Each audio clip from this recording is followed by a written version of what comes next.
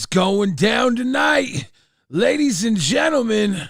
Hit you with the bone crusher. Keep on bumping them gums, then we gon' touch ya. Pause, stop, rewind, erase tape. Toss them in the trunk, go make that bass shake. Make your face break.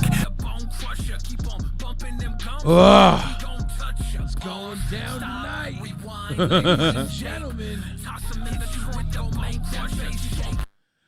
I definitely got this whole damn setup tripping. We're trying to get Zay Zooted. We're trying to get the Monkey King Alex B online. We're going to make this night pop off. It's going to be good. Thank you for joining us here for another episode of LolcowRewind. And the show goes on.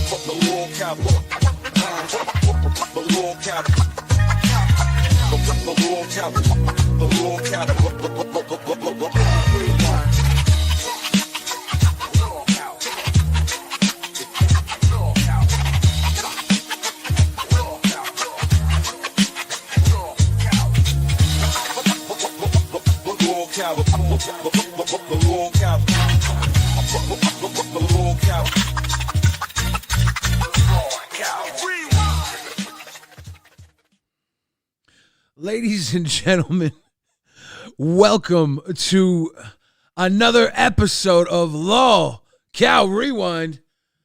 Do we got Alex B in the chat? What's up, Monkey King? God damn. Belly the motherfucking fridge. How you doing? It's good to talk to you. I'm waiting on my co-host to show up. I don't know where exactly she's at yet, but Zay Zooted What runs up, brother? Rewind What with up? me. She's pretty chill. How you doing, Man, Monkey King? good. I think I had an echo there, but I just fixed it. I'm a tech dog, but I think I'll be all right. This is Prince Benjamin. How are you, man? Good. Do you have your camera on here, or are you sharing it with Oh, dude. Oh, camera to fucking Discord. Yeah. Uh-oh. We got a whole Hold on. setup here. I can fix this in one phone call. All right, cool. Sean, sorry. It's all Holy shit, good. or Arian, you know how to change the camera webcam? I think I can. Oh, Benji. Now you got Benji here with My you. bad. Benji's I the do. homie. I think I can change it here. Maybe. Oh, yeah. See any typos. I feel so stupid, man. It's all good. Right. This is what happens. I'm trying to get mine. Sorry. I switch it to camera in here. It's 360, and it's not. So I'll click on my webcam, webcam to and change the gear. I'll click source, right? So I've had this figured out, man. Yeah, I'm on Streamlabs. we should be able to change the source to the camera. If the source is being used in your Streamlabs, it's gonna probably take precedent with Streamlabs first. I don't know if you could. Okay, I turn have, it off. I have another webcam. It's definitely not as good. That should work. But hold on. All I gotta do is plug it right in the top here. Dude, I don't usually do streams from the Discord call either, so I was tripping before I went live. But There we go, bro. Damn, on my end, it shows like an actual background and shit like that. You know, fucking, it doesn't look absolutely stupid. yeah, this is Let's see. Now, where am I? Like I said, The falls of technology. Okay, it looks like we almost had you. Camera's turning on. We're loading. Yeah, I just turned on camera. Yeah, the camera light came on, but you might have to choose the other camera. I don't know. If you right-click the screen, try again. Fail to start camera, dude. Oh, wait a minute. Oh my God, bro. No, I think I just figured. The other camera. No, fuck it. So we have to see Benji. What's going on, Sean?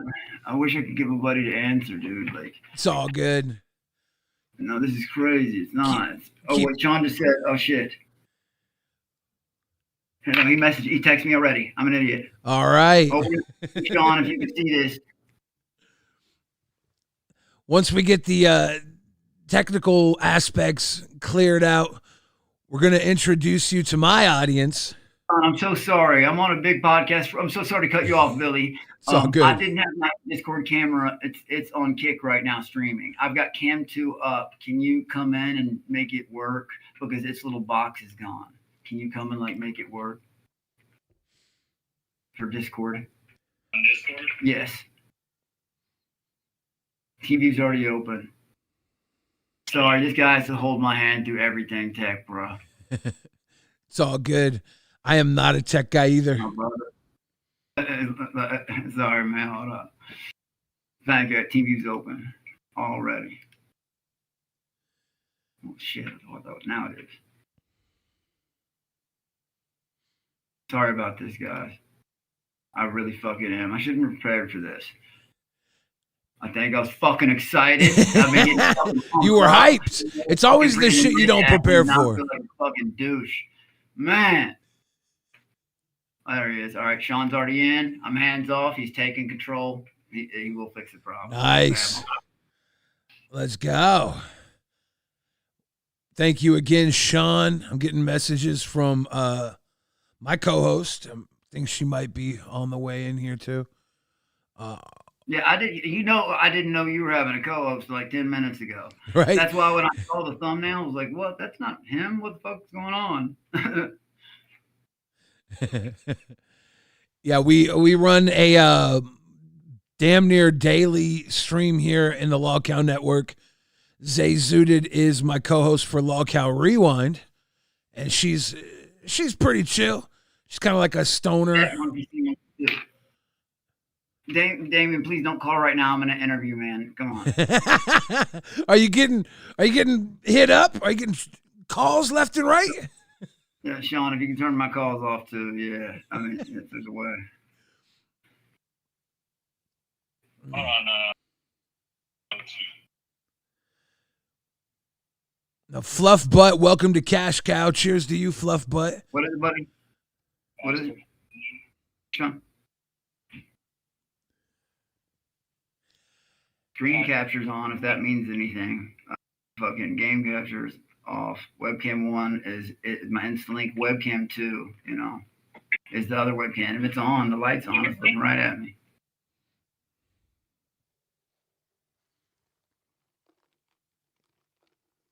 Can you hear me? Yeah, I can hear you. Can you hear me? Can you switch the scene? No. Yeah. While we do the tech here. Yes. Oh, yeah, do your thing. A lot of people are wondering what Fishtank is. I see a lot of Fishtank fans in my crowd. Fishtank is like a... you're going to have people that hate me in your crowd. I'm a very controversial person. I wish we'd be having the conversation in person in a second. But, yeah, it's absolutely insane. Oh, thank you, phone line. Let's go. Hey, we got the Monkey King. We got the Monkey King. There's Benji on your shoulder. Alex B. Welcome to LolcowRewind. I got a message from Zay Zooted. She'll be here ASAP. Her Discord was not messaging her today. So she'll be here soon. We see you on the screen. Hell yeah. Phonoletica. Shout out Phonoletica. I don't know if you heard that, Billy, but hell yeah. They said, you rule, I rule, Benji rules. A lot. Everybody that Everybody that I know that loves you, Billy. Hell yeah. What, Sean? Sorry. Is it good on I don't know. I haven't switched scenes. Oh, I see. Yes, I can see myself. You see me, Billy? Yep. I got you here. Yep. I see you on good. screen. Good to go, brother. All right. All right, sorry it's a bad angle, but here's Ben.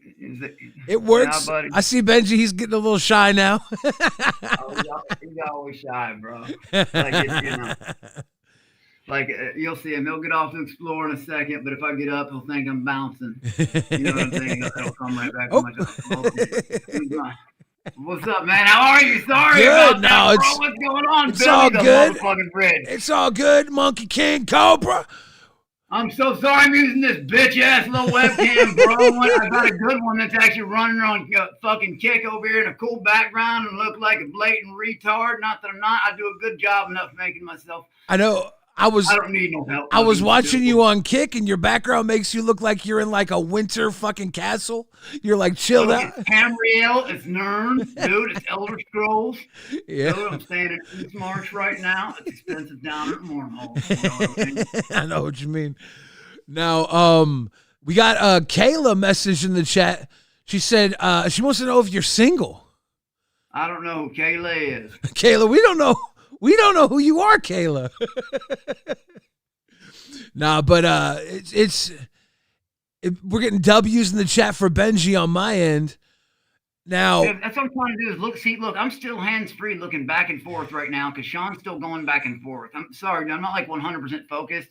I'm looking at this and that because this webcam that I'm using for secondary on Discord, yeah. I honestly, if I knew it was going to be this shitty, I just would use my Instant Link because it looks like so much better with my Instant Link. This is like a backup cam for Magic Stars on Fishtank that I bought to like sleep on, which is creepy enough alone. In the back of your mind, you know, motherfuckers flubbing their fucking bishops, saying weird shit, and TPSs and all that shit, praying to God. If you just get up in the middle of the night and start dancing, maybe they'll fucking stop. Dude, please stop calling for a moment. I'm in a fucking interview. Don't do that.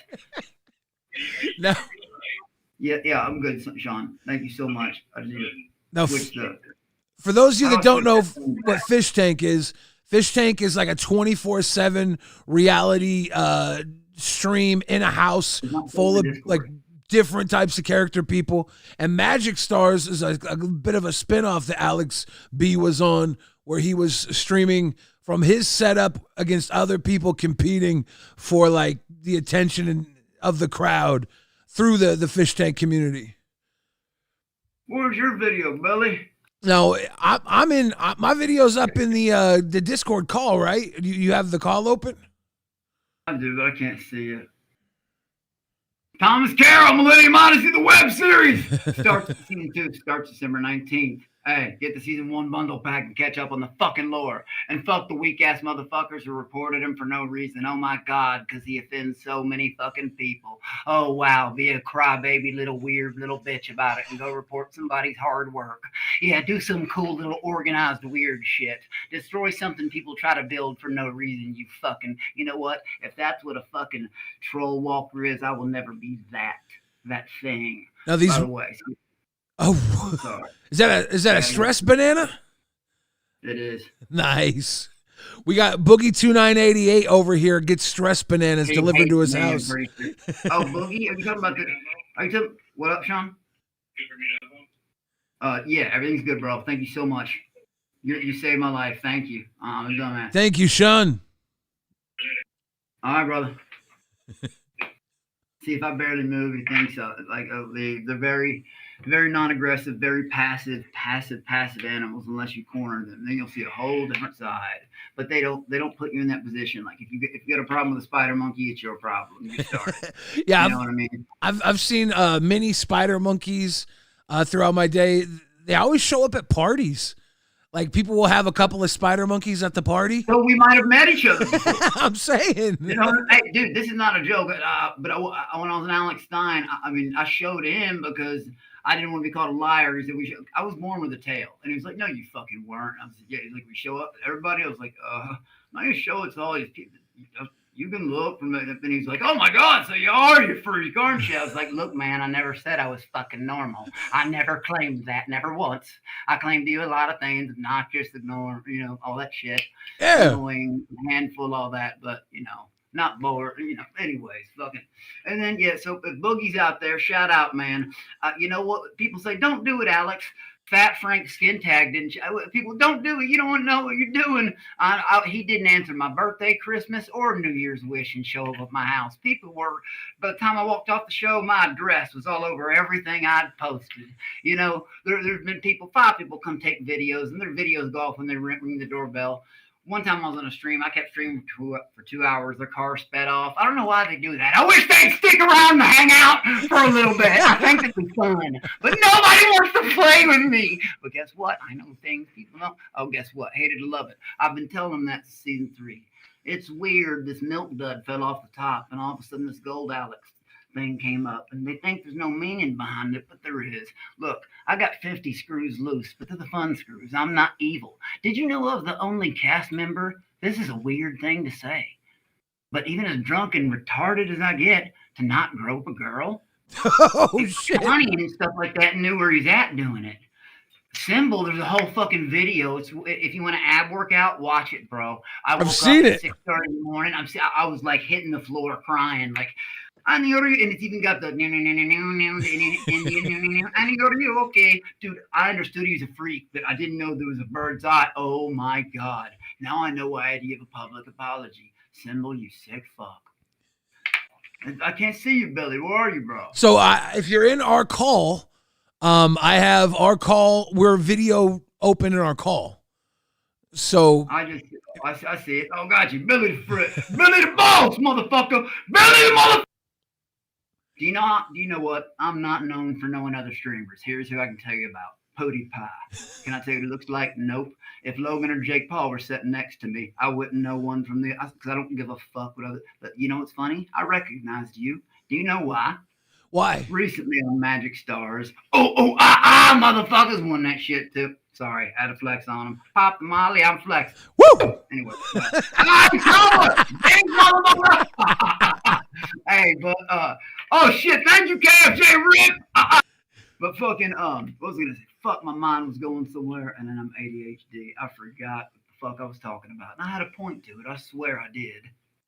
Damn it, it was a good one too. I fucking hate when that happens. I think you said we're talking about Magic Stars when someone had I think sent in some of my music to you on Magic Stars. Yeah, and they were like, Billy the Fridge is actually like 4 fish toys in a row were bought of yours. And I saw all your songs, like, no fucking way. Da-da-da. Do you know what's funny? Because of all the dead dad jokes I get, and the fact my mom wasn't an immediate fan of the shit. Taylor, I see you out there. What's up? Another fish tanker out there. She's in chat right now. Shout out Taylor. Shout out Taylor from Fishtank. And but like, what was I saying again? One more time. You're just talking about how you found me through some fish toys on Magic Stars. People donated fish toys to see. You had a bunch of fans. Sorry, a TTS is going off. Thomas Carroll, Millennium Odyssey, the web series, season 2, December 19th. Catch up on the lore. Millennium Odyssey got a new home. MillenniumOdyssey.gumroad.com. But yeah, bro, Magic Stars was crazy. It was fun. But what was that last part you said? Now, you said that's how you found me through Magic Stars, and a bunch of people showed a bunch of love. And I heard nothing bad about you. To this point, I've heard not one fucking bad thing. And I'm sure you know so much, God, because, like internet legend, I've seen your stats. You know what I mean? I imagine you know 10 times more than I'll ever know. This is my first year still in this. Oh, yeah. And like, you speak with wisdom, bro. As I was saying that earlier. Like, but I'm always expecting to be blindsided by, some shit. Like, Boogie, if you're out there, look, that fat skin tag, I tried, man. Evidently, he has what it takes. Taylor, he has Benji pressing buttons. No. He's going for the banana. I got you, buddy. There you go, bud. Come here. But stress banana for Benji. I don't think 9/11 jokes are funny. I don't think grapey jokes are funny. So I spit. I did not spit. I loogied. I made the noise and everything. And I'm not a gross person. Fucking, I made sure. I made it like a bully movie. He was wiping the snot. I spit in his face 7 times. He's joking about 9/11 and his parents dying. He's saying he's gonna rape me. My family monkeys tried lying about it, and I could just remember his red face jiggling right when he even lied to production. Said I was carrying something sharp. It's a lot. I said, "Oh, what? My jewel stick?" It was just a jewel stick. I didn't have no sharp, fam. I was like, "Oh," and he asked Productions, "You gonna walk with me, dude? Honest to God, please, I dare you, skin tag. Don't do it," because he knows I'm Mike Tyson and I bite his fucking face off, bro. I'm sorry. I only metaphorically under contract. Never really. Of course, allegedly. I would never do that. Not a day in my life. You fucking freak out there saying weird shit, thinking it's okay to joke like that. But do you know what's cool? Do you know? No, there goes my thing. I'm fucking camera. He said it's cool to he's a professional, man. He's more of a professional for not hitting people back, right? That's weird. Where was that energy when I took off his hat, took off his fucking glasses, fucking spit in his fucking face, but he had the energy to hit Peyton and hit Tatey too. I might have to move it to this monitor. Yeah, this stupid ass camera. It should be on a better camera anyway. For those of you that might not be sure who the skin tag is, they're talking about Alex B is talking about just that. Filthy Frank. About just that. There is no other name. There is no fucking other name. It's called a skin tag. A skin tag. Giving it a name only enables something that isn't true. It's not human. It jokes about having parents that died in 9/11. It jokes saying he was going to rape Prince Benji here. He also joked about saying he was going to rape my mother, my sister, my family, everyone. Literally, I didn't know where we were. I thought, again, I was on my best goddamn behavior. And they tried to out me finding out about season 4 and Blood Games. Well, found out you were real on it. I gave him a look during interview like, what are you doing? You know what I mean? Well, it's not happening. Hey, guess what? Fat Frank, you little. I'm sorry, but he fucking. You don't understand. Like, yeah, he gets under my skin because I give him that. But I just wish to God he would follow through with one of his threats. Well, I think I think he might be scared too. I know he went to Boogie's house. Please! LolcowRewind, Lolcow, whatever. I don't respect people that don't do what they say they're going to do and then ask for production to walk through after. Dude, I took off his glasses, stomped on him. He threw Peyton, hit Taylor. Where was that energy when I spit in his face 7 times? Where was your energy then? He didn't want it with the Monkey King.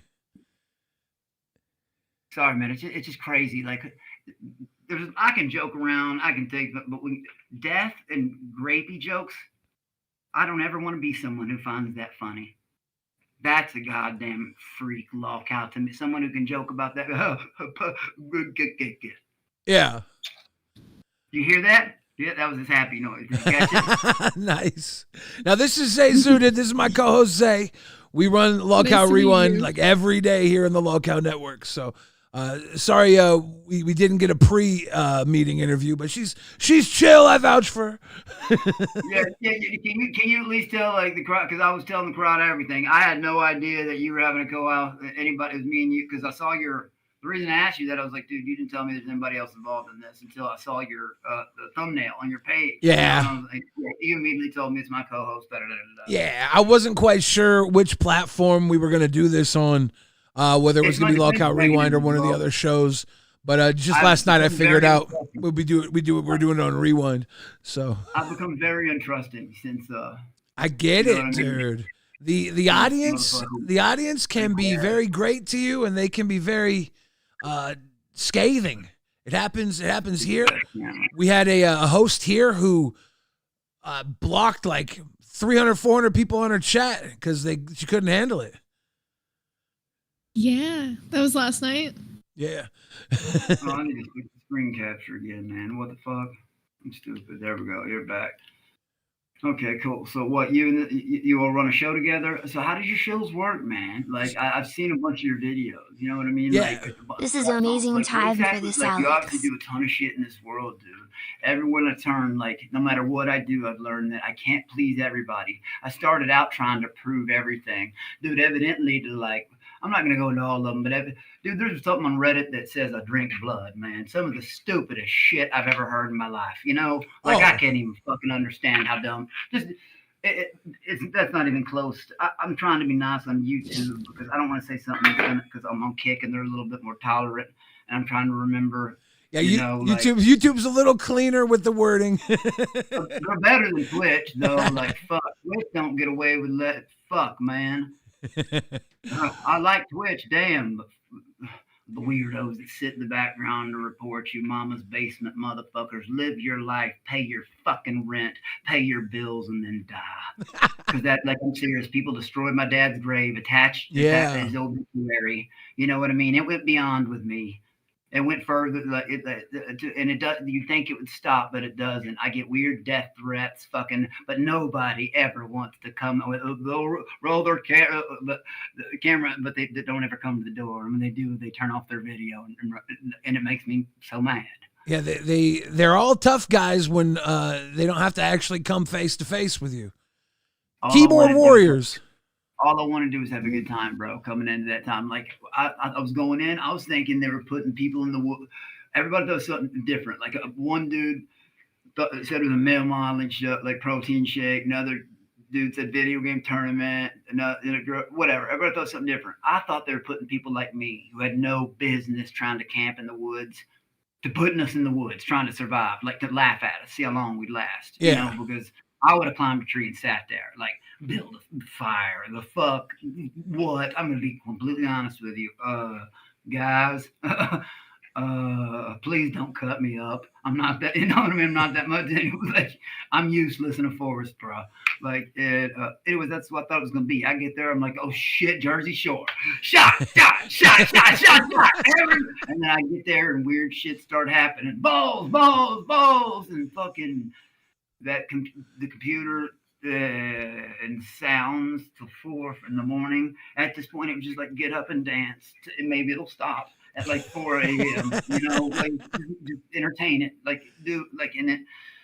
Again, I was sleeping some mornings like this, I started by day 10, and I love Fishtank and everything they've given me. But it's intense. And the fans are wonderful. It's some of the fans that make it terrible. It's the weirdos that take shit too far. That's when I talk about the bad stuff.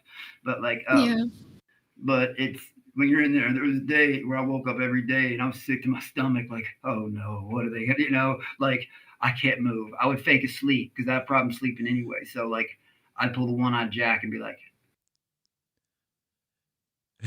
and then I barely move muscle.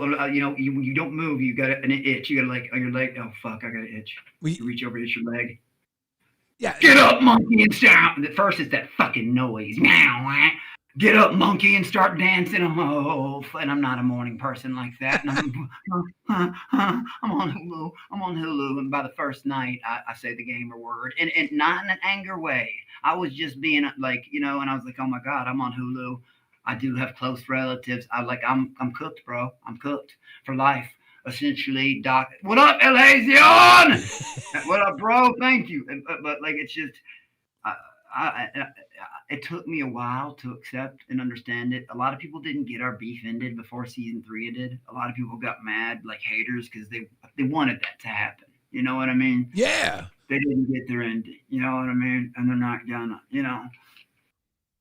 Yeah, so, Zay and I both watched season 3 of Fishtank, right? Zay, we both were watching while it was going down, and a lot of our audience here knows about Fishtank, but some of us here watching don't. And to those people, Alex was like, "How long were you in the tank for in Fishtank?"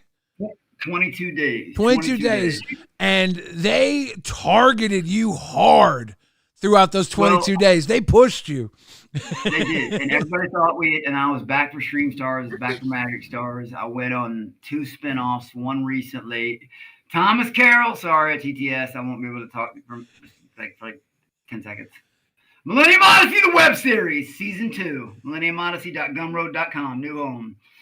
Get the season 1 bundle, catch up with the lore, and thank you again, Hazy, and shout out Thomas Carroll. This is Thomas Carroll, someone they attacked for no reason, the dumbest crap ever. Like, yeah, I can't believe it. Oh my God, me Chinese, me pray joke, aka Joe Dude from Ripland. Fuck! I'm about to stop speaking English. I can't help it. Just happens. Oh my God, Hazian, stop. I don't want to turn into an animal right. Like this guy's like got a way bigger. I'm trying to be professional here, and you're making me look. But I do enough job. Stop it now. Sorry. Getting happy. I like good sounds. What's up, man? Hi.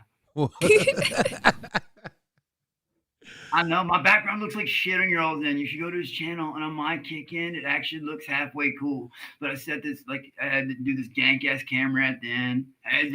Sorry about that, bro. I totally would have used a good KFJ rip. Oh, thank you. Now we've heard you go off on Skin Tag.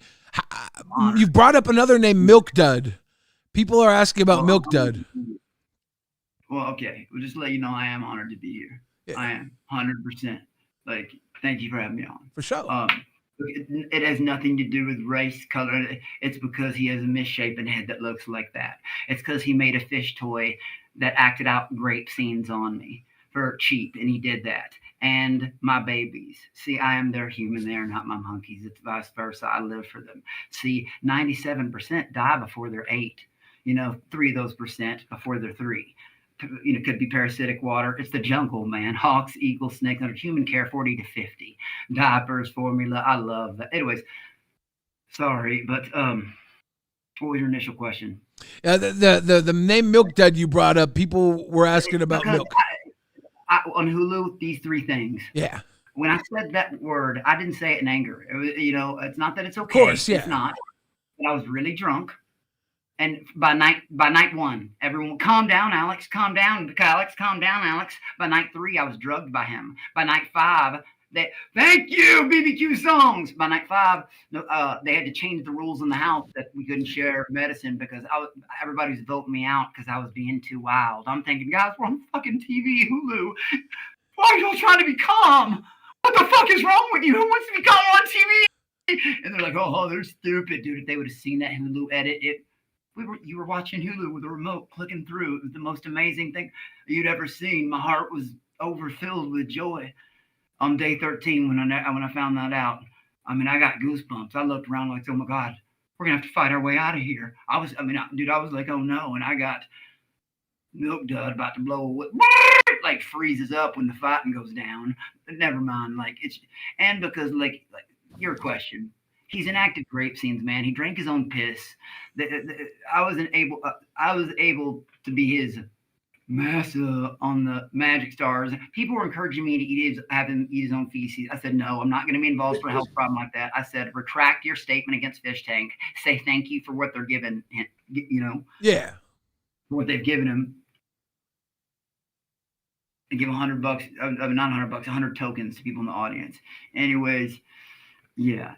So he's a Milk Dud for a lot of reasons like that. He said he does anything for shock value content. It's all he does. I found out after I left that he was flubbing the bishop upstairs in the tank, saying disgusting things, finding out all that stuff. And in the tank, see, I know people. My first fight in high school was defending the kid with cerebral palsy. Real story, swear to God. Yeah. I felt bad. I thought the code, like, damn, dude. I was like, calm down, man. They're not all that coding shit. But then when I found that out, like, I'm sorry. I'll break his bell pepper, like that's that motherfucker has, I'm sorry, autistic, gay, and black don't excuse that he can say, what up, Asian, rape, this, that, or anything he wants to fucking say. That does not justify that. Fuck that. You think I'm going to sit there? No, fuck that. Yeah. At the time, I'm thinking, fuck Hulu. This is Hulu. I have no defense here. I'm a white guy. So I don't have the sob story these people have. Everybody's coming in, symbol out a vegetable for a brother or whatever. He said something about a tomato, and fuck him too. Fucking liar, stealing my shit night 1, but never admitting to it, lying to me the whole fucking time. I have reasons for not liking these people. You know what I mean? Of course, yeah. And a lot of people find me controversial, but if you chase back every single beef I have, every single one, and I do mean every one, I never started any of them. I didn't even know it was a thing to start beef with people for clout. I learned that this year, about 6 months ago. You know what I mean? I didn't know it was a thing people did. You know, like it's the weirdest shit in the world. I've seen people talk about me like, oh, he knows me or he has me blocked, and I'll read their comment and be like, who the fuck are you? People Yeah, the people in the comments, they will stir you up if you let them, right? Like, we have a thing around here. People get one guide all the time, where one guy in the chat sends off one of the hosts, and the host can't not respond to one guy. And it's like, why has one guy got that much power? Oh yeah, it's obvious. Everyone knows Billy the Fridge. This is your co-host. Sorry, this is your co-host. Zay Zudin. Shout out. Zay Zudin, my co-host. Yeah, we're here at LolcowRewind. LolcowRewind. Yeah. So I didn't want to be disrespectful there. And I apologize, Zay Zudin. Billy, back me up. I thought this was. Yeah, no, this was.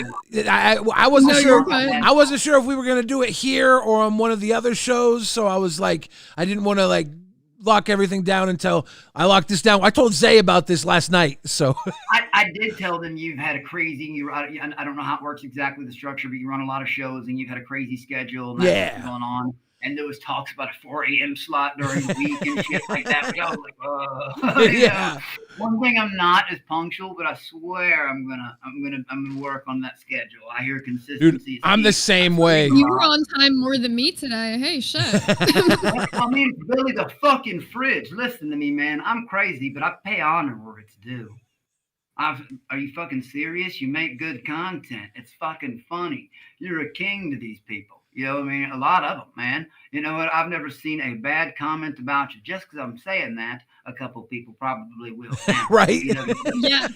They aren't really people. They're like, I don't know. They're these cockroach things. They don't have blood like you and me. It's more of like this thick, vomitous ooze shit that runs. I call them walkers on the show. Yeah. The troll, the same thing. It started. The Monkey King cannot be stopped. Looking like the Note that in skin tag fear the Monkey King Cobra and then just is turning into haters. Hazian. Make 9 different accounts, 100 to follow you, while simultaneously telling you how much they don't care. It's weird to talk shit without a profile picture. I find that hard to respect. Hazian just said the Monkey King can't be stopped. All the walkers in the world, they just walk on by. They just walk on by. Christ is king, but Atlas at one time held the world. El Hazion. True. That's your Times Square. Sorry, he's actually from Scotland. He's a Fishtank fan from Scotland. Nice. Now, but obviously you're known about, clearly. But that's why a lot of my people were looking forward to this. Like that was very cool to me, and believe me, I was very appreciative of this. That every time I meet someone, they want to rage me. Alex Stein didn't, and it was like I went on there. Like never mind. The point is, that gets old. Just getting mad every time, because believe me, I knew once I announced it, people are going to tell you, hey, say your old rapist monkey. Say, hey, this dead dad. Hey, man, ask him about drugs. Man, ask him about his record. I've been in trouble. Actually, in 12 days, it'll be 10 years since I've been in trouble with the fucking law. Hey, congrats. I was the one who told them about it, how much trouble I've been in. I got a 24-page rap sheet. I'd act like it's new. They put up my mugshot that said you're missing like 45. Holy shit, me Chinese meat freight Joe, KK Joe Dude from Rip Clan. Oh, Spartans! I'm sorry, dude. It's all good. I decided when people This like monkey you is around, either crazy happy or wants to Minecraft itself listening to this all day. Seems like a good fit for Yo Mama and Kenji. He's ready to sit at the big table. A son has to learn, all my Game of Thrones shit right now, bro. Literally. I've been on two spinoffs. And no matter what way you look at it, I do, I run my mouth. People that started it. The walkers have no chance with the Monkey King. It happened once out of fun. Thank God I had once out of fun. But both spinoffs think something happened. Yeah. They bowed to me. It's on my Instagram, Alex_Beezy with 3 E's. Alex_BEEEZY. The first time they told me I wanted to change my image, they said I'd be uplifting on some of their challenges. They got me drunk and told me to start fighting 3 people. Go to my Instagram. It's on there. I read it. Anyways, but they lied. And then recently something you told me about, and thank you for saying that. Sure. About holding down the content on Thankful Thing. Because that ended sadly. It shouldn't have ended that way. That was, again, very stupid. Yeah. Something that shouldn't have happened. Something very dumb. But at the end of the day, I showed the scoreboard. My lowest was 179, and that's just ETS, not talking fish toys. Nobody else broke 50 in a day. I'm sorry if Dumbgay didn't break 8. Drew, 8 on his own show. I understand his feelings were hurt. KFG Rip down! KFG Rip, I love you, brother. But for real, if you don't have what it takes, little side quest, to cage a goddamn monkey, then don't. The fish tank is built for something like that. God, believe me, they drove me crazy. They got into my psyche so bad. They're so good at what they do. They're fucking masters. And I was freaking out every day. I felt like I was in the fucking Twilight Zone, bro. I did. I was like, this ain't real. Either I'm dreaming. It's in this one TTS. At first, I was like, fuck them. But by like day 15, when it said this is reality, it started scaring me. Like, are we on the black market? You know what I mean? Are you in a red room? You know what I mean? Yeah. Like, what is this really? These, you know, after the moment Sam Hyde kicked that TV show over, you know, and one of the cast members, his name was Luca, they were all dressed differently. He blew a cigarette, he blew a cigarette, you know, and he sticks the camera face and he goes, "You're famous," and I'm like, "What am I famous for?" You know what I mean? Like, it was just, and then other people are like, "Hey, they're so stupid," you know, bro, they're masters at their craft. Yeah, but, yeah. I was buddies with Airsoft Fatty. I almost did a show with him. Airsoft Fatty, yeah. Airsoft Fatty has been here in our network for an episode. Ricky Berwick has been the homie for a long time. I know you recently worked with Ricky Berwick. Yeah, Benji touched the keyboard. Hold on, sorry. See, I actually collaborated with Ricky Berwick once. Yeah. And fucking, sorry. Ben, the weird thing is, right before he acted all nice, and right before we started, he said, "Please don't hate me afterwards." Of course, he knew I wasn't going to say that. It don't matter, because ain't no thing but a chicken wing, and Tyson Food will collect its little cooked product. And his little fucking bodyguard that don't like him, I'm sorry, I'm going to be real. It's someone that brought me on there and made fucking offensive yes, those kind of jokes that I just said I didn't like. I don't when you're hanging out with people, I get joking around, but hey, just don't joke about grapey or death. Especially my dead father. Yeah. Am I asking a lot by saying that? Whoa, I'm a law cow for defending my dead father or getting mad about it. Oh God, he's a law cow because someone then fucking do it. Try. Follow through with a thread. It ends up making them feel laugh, but nobody does anything. Even on Stream Stars with people. Oh yeah, that was it. I do it all. I dox myself a lot on purpose. Actually, that might be another reason people see you as a local.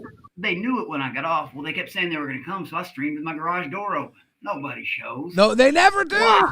They never do. They never fucking do. And Boogie, I love you, brother. But if that fat fuck comes to my house, I ain't Boogie. I swear to God, I will make that. Oh my God, I saw you and you're. I'm sorry, you know the look in a man's eyes. Because all he had to do was spit on me once, and it was game over. I loogied on him 7 times. He hit 2 girls. Where was that energy when he cracked Taylor? Taylor could have whooped him with a Taymaker. I guess she chose not to. I think another dude was holding her, which is the weird part. I can't remember. That might not be accurate. Yeah. But I know that happened.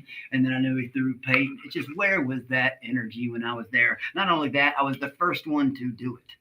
Nobody did that until, and I said, I was being targeted a lot. I wish I understood. Every other season I recapped and loved. But talking about season 3, it still gives me PTSD. I love Fishtank. I love everything they've given me. I love what it's also it's some of the weird people that make, and every day you think it's going to end. So I couldn't imagine how it is for you. So what's a positive moment you have from Fishtank? What's your favorite memory from being on Fishtank? Taylor, when Monkey, I just look at that. Right. My favorite memory, honestly, is a fake one. What was the fake one? Yeah. You blinking? Gotta hit that blinker. Watch the keyboard. Thank you, Thomas. See, if I get up, he'll jump on me. He thinks I'm leaving. Sorry. Millennium Odyssey, the web series, season 2. Millennium Odyssey at Gumroad.com. Get season 1 bundle pack. Catch up on the lore. Let's go. Where was I? I'm so sorry. And so now, what you said your favorite memory wasn't even a real moment from Fishtank. I'm not gonna lie. Yeah. And I wasn't lying. They were cool with it. I found it on something called auditionsfree.com. I did see 75. It was about the money, but it wasn't like. But then, like, I think the day of the reveal, people were like, "Oh, now they know." If anything, at that time, all that did was make the distrust that much even more. Like, because it went from being famous house to a famous neighborhood to fish. What the fuck's happening? Yeah. Do you know? Like it got, and weirdly enough, okay, so like Smack left and Teddy left. When Teddy left, they sent us upstairs to the corner to play Truth or Dare. Just me, I got the shower clothes on, dumb, stupid little shit. Nothing big happened. Anyways, fucking dumb shit. Just quick games. I don't even think there was cameras up, like hand cams. You know, it's because when we came out, well, Teddy was gone. They told us he was shooting a promo, broke his wrist. Dude, everybody, we make him goodie bags and shit. It's funny now thinking about it. I gave this motherfucker, like, it was after tax, like a $75 watch because he made fun of how many watches I brought. He was the one who snuck on the show, and he was warning me how to Rolex and shit. You know what I mean? I was like, why? You know, like, oh. Anyways, point is, fucking, what? I put a watch in there. Anyways, fucking, and then they did it again when Smack left. Something with Smack's family. They were like, you have a choice, take the blue pill, the red pill, all of that, you know. That motherfucker left that there too like a Luden's melted cough drop when I got back to the bedroom. Nasty as shit on the dresser. I have to put, oh my God, I'm trying to get some of these motherfuckers to shower. I mean, first thing, I hit that rain box in the morning, first thing. I'm serious. Connie, a.k.a. Connor, or Grove, Joe, dude, they went 6 days without taking a shower. You can look at the recaps, you can tell because the clothes are the same. That's wild to me. Yeah. Some people say, it's a tactic. Employ a different one. I'm so scatterbrained right now because that, like I said, just there was so much. It's fun. It was fun, but it was also like crazy. And again, fuck. Yeah, it's a very intense situation when you're in there and you don't know what's going on, and everybody is fucking with you. The audience, the people running the house, the people who also are in there with you that don't know what's going on. Those that do. After the reveal, and the whole house was silent. That's when they started the balls. I know that doesn't sound like much, but when you're seeing it for the first time and don't even know what a parasocial what is, you're like, what the fuck is going on? Are we even on a show anymore? Like, I hate Symbol, but but I'll tell you this, he was just as fucked up in the head as I was, you know, and then, oh man, and then just all the lies and the fucking scheme and like just constant. It was some nights I was good at embracing it. Some nights it upset me. Fucking, but yeah, man. It's brought a lot of awesome like opportunities. Stream Stars was fun. Magic Stars was killer, bro. I can say it. I asked for permission. Like I asked for permission. I was able to. I raised over 60 grand for the site. Nice. You know, and like foot streams up. You know, well not for the. Well, I'm not going to talk that way, but either way. Yeah. I love what they've given me. And people at the beginning, the way I acted, were like, I didn't even know what I was doing. I didn't know what that, you know what I mean? You had no idea. And they knew that you had something they could focus on. So they pushed you so hard. They didn't think I was telling the truth about a damn thing. I was talking about leaving for anything, but again, and then I had to prove it, and I can't believe it. And that's one thing I learned. You can't please everybody. No. And at the beginning, I would try to prove things, and people would be like, why are you even doing this anymore? You know, like trying to like prove, you know what, at the beginning, I don't know. At a point, it does kind of hit you. But then again, like some things will piss me off, like a think tank. They invented a new one talking about my father's. It's a new one with his necro dick. Is a new, like, that's annoying to me. I don't think it's funny. You know, I know only saying it makes it worse sometimes. Yeah. I don't know. We got a lot of dead dads here in this universe too. My dad passed. Rastov's dad passed. There are other co-hosts here, and sometimes people will make jokes, but nobody here is really mean about it. That it's a big thing. Yeah, I'm sorry. It's all good. It's all good. We got a little more respectful audience here, I think, than a lot of places on the internet. one moment as Remo I the feel Turk like comes I'm in. listening to a mega church sermon. Oh, bro, the ones where fucking, you I can't wish, peel like, yourself you away know, for some see, reason. I don't know if it's the whole internet yet because it's been a crazy year. And there's things coming. It's going to be a solstice of content. I can promise that. People haven't seen the last of me, whether they like it. And I told them since season 3, hate it. I love it, motherfuckers. Ooh, ooh, I ah! ain't going nowhere, I promise. I waved to him though, Billy. You're the shit, Billy, man. Thank you for at least not yet blindsiding me, but you're for real for having me. Nah, I gotta blindside you, dude. I reached out to you back in January, and I think my message got lost in the Dude, shuffle. And But- any one of my people will tell you this. I take very much. I don't do DMs. That's Yeah. my problem. Because I saw yours, I said, dude, I'm so lucky. He actually messaged me a long time ago. I've said this before. And then after Think Tank, and I happen to be on when the little box drops down, I don't check them because it's you. Sometimes I get, you inspired me to do this, dude. Do a great job at monkey riding, stupid shit. Like people doing dark senses, weird shit. I don't want humor, like shit I don't want to hear. Like, dude, you can laugh, make a joke. Whoa. What the fuck happened to you when you were a kid? What kind of fucked up childhood did you have? Saying shit like that. Like, you know what I mean? Yeah. Like, you can tell when someone hates themselves like that. But fuck, you can't. I couldn't imagine waking up and like wanting to remake all these accounts over and over. Like, oh, but I want to tell him I don't care a 15th time. Maybe he'll believe it. It gets strange point, and I can't believe how many people have you.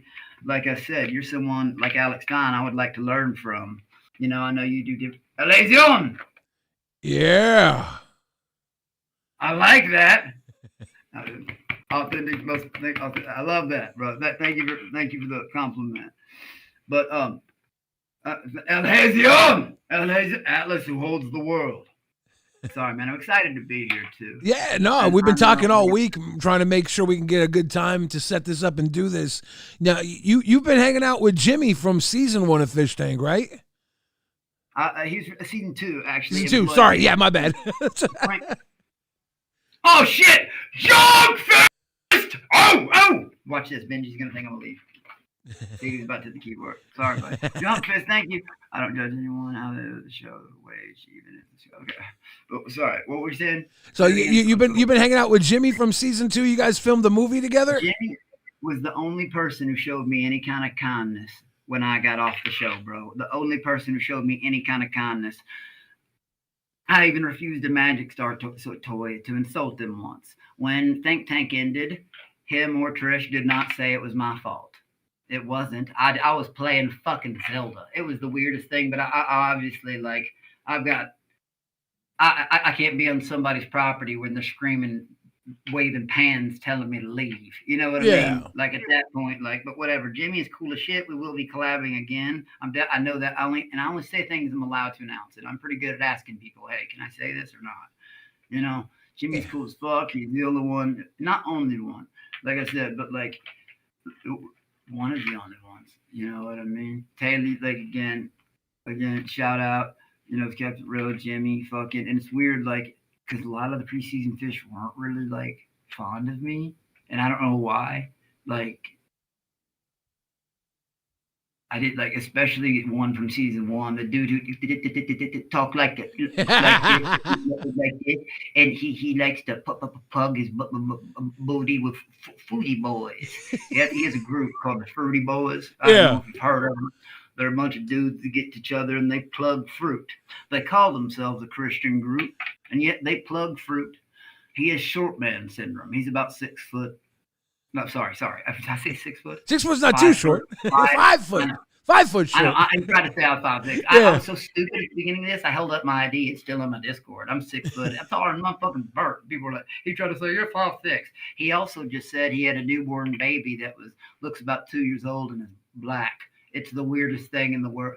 He's not playing with a full deck of cards. It's real. Oh, look. He's not playing with. There's a reason he's blacklisted from Fishtank. You know what I mean? Yeah. Like, and so is Milk Dud. Like, he's openly threatening to sue. He said that the first thing he tries to call it acting. The first thing he said was child groping was his dream role. That's the first thing he said. Yeah, it's gross. You know what I mean? He just, like, he does, again, shock value weird shit.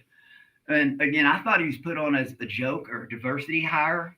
I can lie if you'd like me to, but I'm telling you the truth without sugarcoating. Some people like they can lie and say, if you're a fan of him, you're gay, because that's all he does. And when I found out, like, Jesus Christ, and fucking, it's weird because, oh God. And then he was a con artist and stole from families before that. And now I was so excited about season 4. Even Frank ruined that surprise, but it's okay. That didn't stop shit. And he ruined the Blood Games 2 surprise. It didn't stop shit. Fuck you.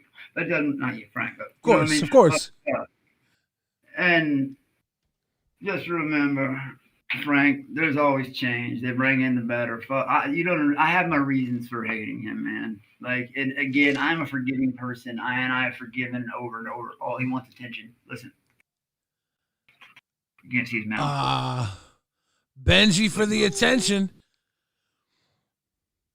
Benji's a lot like Boogie 2988. He loves stress bananas. He loves attention. You hear that? They're ticklish, just like humans. Yeah. I would lay down my life for him. Yeah. You're his human. So cute. Yes. My buddy. It's like a really jumpier version of a cat, to be honest. Do you have a deal with Netflix coming out? The keyboard, man. Anywhere but the keyboard. Sorry, bro. But yeah, like, so how long you been rapping and shit? I started rapping when I was in high school. I was do that. I was going to the studio when I was 17, and I haven't stopped. I'm 42 now, so 25 years. No, you're not. I'm 42. No, you're not. Yeah. No, you're not. I got baby face. Can I tell you something interesting? Yeah. Another thing people didn't believe me about. Jack Harlow's my neighbor. You think I'm joking, don't you? I do. I believe you. I got. They do Counter-Strike professional shit. They found videos from 2005 and 2006, like live videos of the CBL. Damn, he grabs hair. Like live videos. Millennium Odyssey, the web series. Millennium Odyssey at gumroad.com. Jack Harlow used to work at Chick-fil-A. Hey, from Louisville, Kentucky. There you go. Hometown hero. Benji, would you sit still? There you go. I grew up with Macklemore. Really? Yeah, that's the homie. But he's lived in the building right, above for like I don't know, 7 years now. Nice. You know what I mean? And fucking, he's a cool motherfucker who's very, very proud to be from Louisville. He raps about it, and like every song, if you listen, every single song, he's mentioned it. Like, a lot of people are proud of that. I suppose that's something you do. Yeah. Do you? Yeah. I just got a distraction. Sorry. I believe that. I get them all the I'm the most ADHD in the world. And don't be afraid to tell me to shut the fuck up. I'm talking too much. I get nervous. I get. No, I get it. Well, I just like. I want to make sure that I'm asking the right questions, just so that you can talk about certain things or whatever. Benjamin. Do you have any plans outside of like the Fishtank circle? Like, you got any entertainment plans? You working on anything? Well, if I can get away with the keyboard, I'd talk. Sorry, let me move this, see if I can just get it on with the keyboards. I should just stand up, buddy. I bet you leave. Not leaving. They'll lock on. There, that's what I mean. Okay, so I've been able to do things like Alex Stein a couple times, you know what I mean, and False Hawks, even though that started the Fishtank people. I know they created the role for me, and I told you about the season 4 Blood Games 2 shit, and I'm not gonna say there's not things happening in the future. You know what I mean? Other things that are planned that I can't talk about. But there is. I just did a voiceover for this animation thing, and it comes out in February. I can't talk about it either, but I already did it. I think they wanted me to sound like Matthew McConaughey, because I literally have to say, hey, hey, hey. You know what I mean? I'm not hey, hey, hey. That's Fat Albert. That happened at fucking Think Tank. But I had to say, all right, all right, all right. I knew it. Anyways. And then also they had me do a rap song and write my own verse. I wrote a pretty good verse too. Dude, I wrote a good verse. I swear to God. Nice. I'm not a rapper. I'm not musically talented. Well, you won the talent competition on Fishtank, right? Somehow, dude, I'm not musically talented. Somehow, and I won. I tried to opt out. I'm not good at sport. I can snowboard like a motherfucker, but that's attached to my feet. It's not very hard. Like I swear. Like, anyways, I'm really good at it though. That and like water sports. But I suck at like, if you want the truth. I just didn't. I don't care about that shit. You know what I mean? I don't know. The Cowboys won. I don't care about any of that. You know what I mean? I never played them either, really, except I think, like, I don't know. I tried to skateboard for like a year and a half, and I couldn't even barely ollie, bro. You know, but for some reason, snowboarding came naturally to me. I like it. Yeah.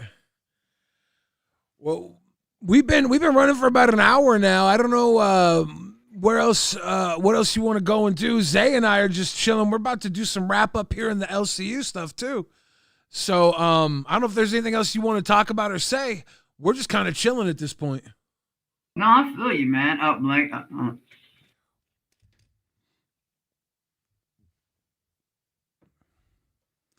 Blinker. Hit that blinker. Blah.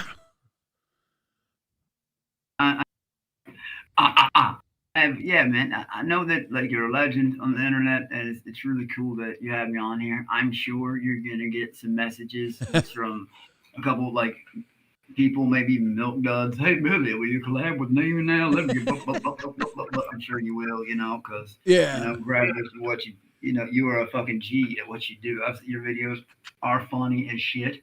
Thank you for being cool, not being a fucking. I'm not leaving or anything. I'm just saying what it is. Hell yeah. Benjamin. Now I know, dude. He wrote it down, but he's great. And he can choose to go anywhere. He loves to touch the keyboard for some reason.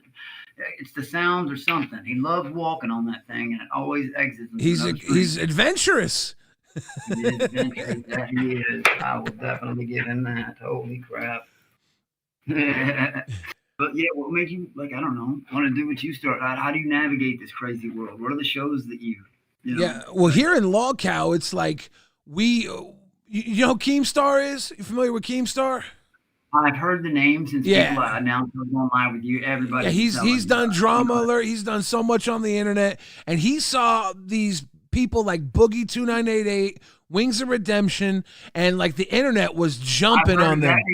Yeah, I've heard both of those names. Yeah, the internet was like coming after these guys. So Keemstar is like, I'm gonna build a podcast for these guys so they can. Name Ostracized and shit, but I don't watch none of these. Yeah, because you know how many messages you get. What if you watched every video that everybody sent you and tried to say hi? And then, you know what I mean? The conversation. Of course. And then some people take that parasocial shit. You could just talk to them for a day, and they like. It gets weird real fast. You know, after all we've been through, what, nigga? I mean, who the fuck are you? You know what I mean? I'm so sorry. My bad. Holy shit. Like, but oh my God, I'm sorry. But like, you don't understand. Enough death threats and shit like that, and people saying they're gonna do this. You know, oh, by the way, my mom also got 8,000 Venmo requests. I know I bitch about this shit a lot, but that was one of the comments. That's terrible. Yeah. And just 2 weeks ago, she got woke up before. Well, not even 3 now. Before the think tank, she got woke up at 1 a.m. Spam calls by the landline. This is a 72-year-old fucking woman, bro, who has nothing to do. Like, busy as fuck. Like, oh, thanks, guys. Look, I signed up for this torment without knowing. But can you leave? Can you please? They never do. Yeah, they're incessant. I can only imagine. What's the weirdest thing that's happened to you? Oh shit! Look at your face. I had police sent to my address. I've had transvestite prostitutes sent to my address.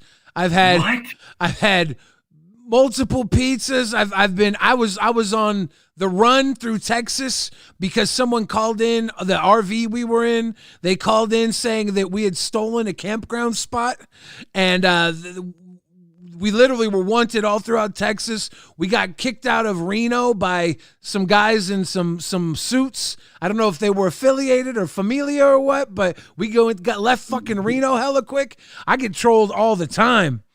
It's Cheryl, thank you. Keep going. Reno, you get trolled all the time.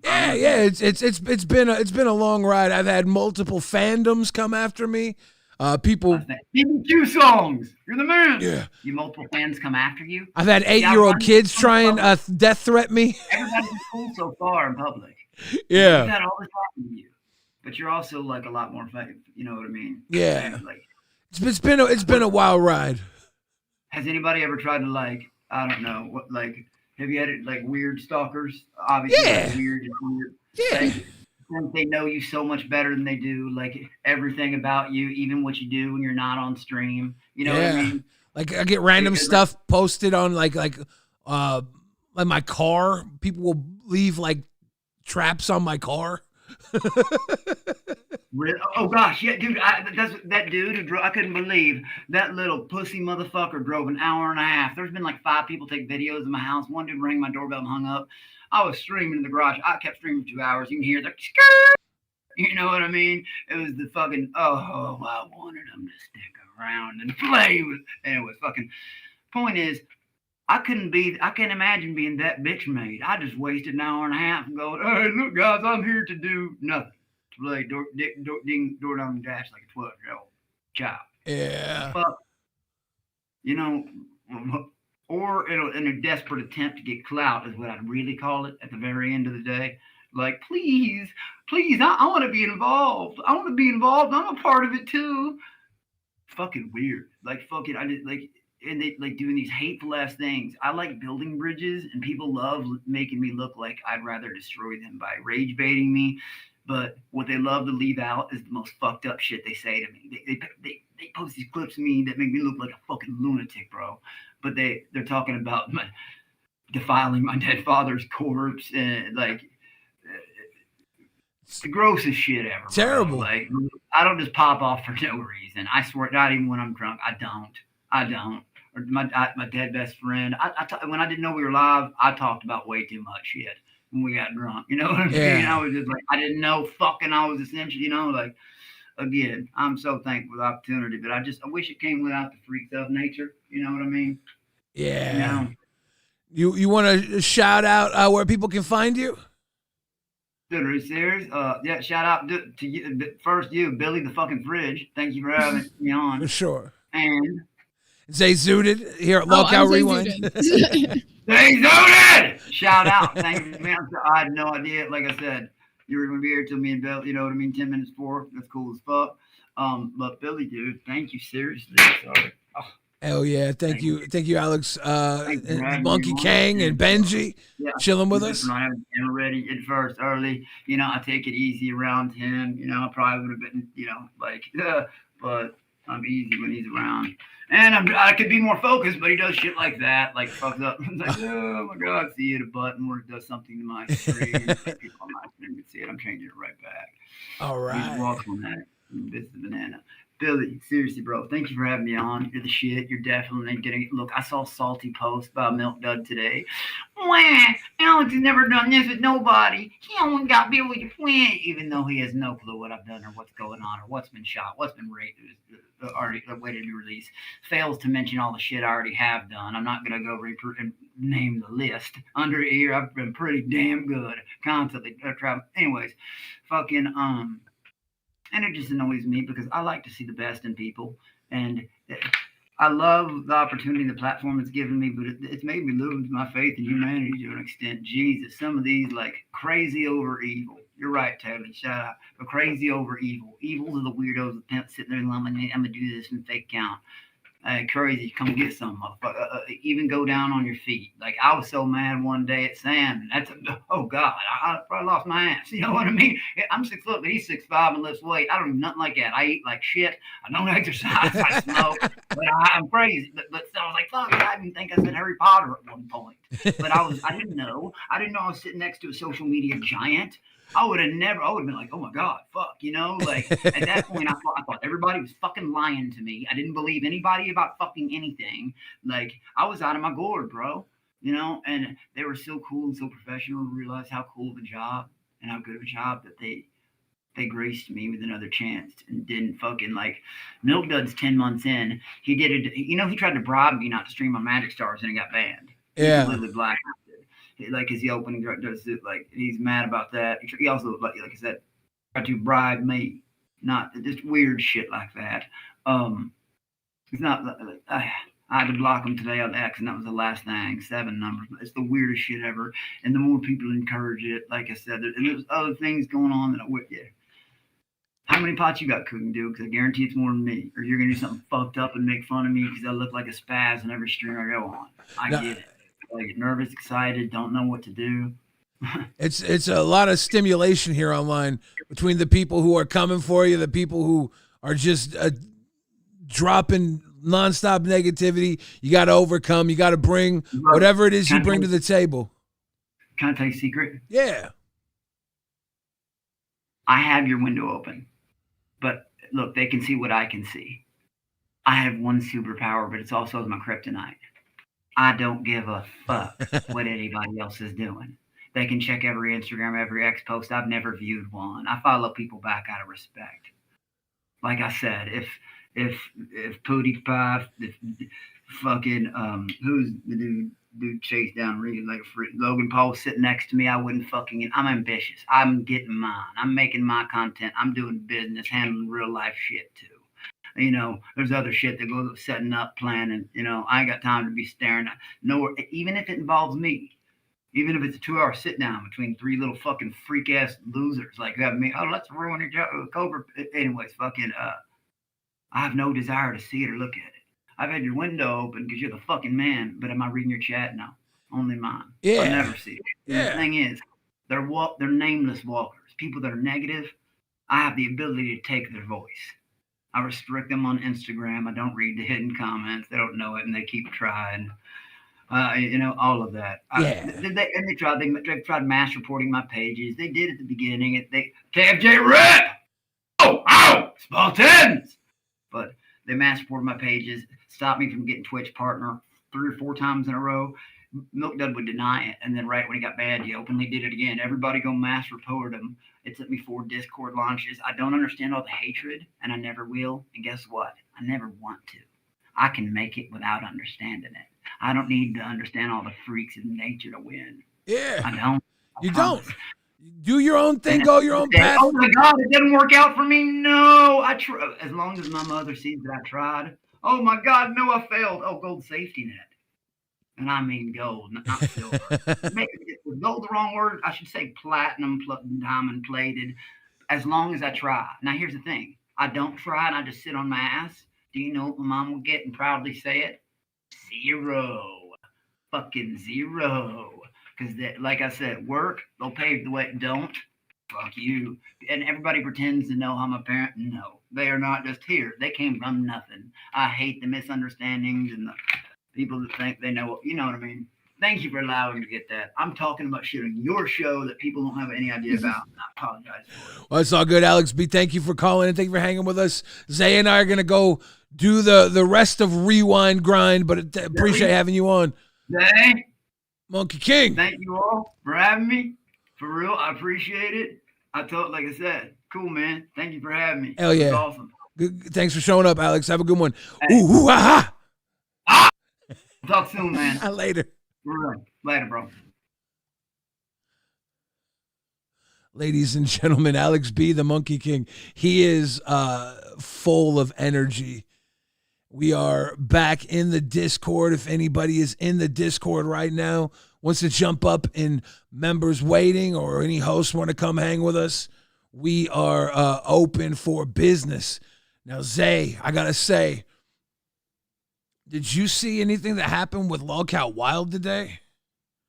Okay, so I saw a bit of Wild, like a good portion of like when Keem was on there drinking. Did you see Fire at all today? Okay, that's what Fire is what I really meant. Wild, they went over to Wild though, right?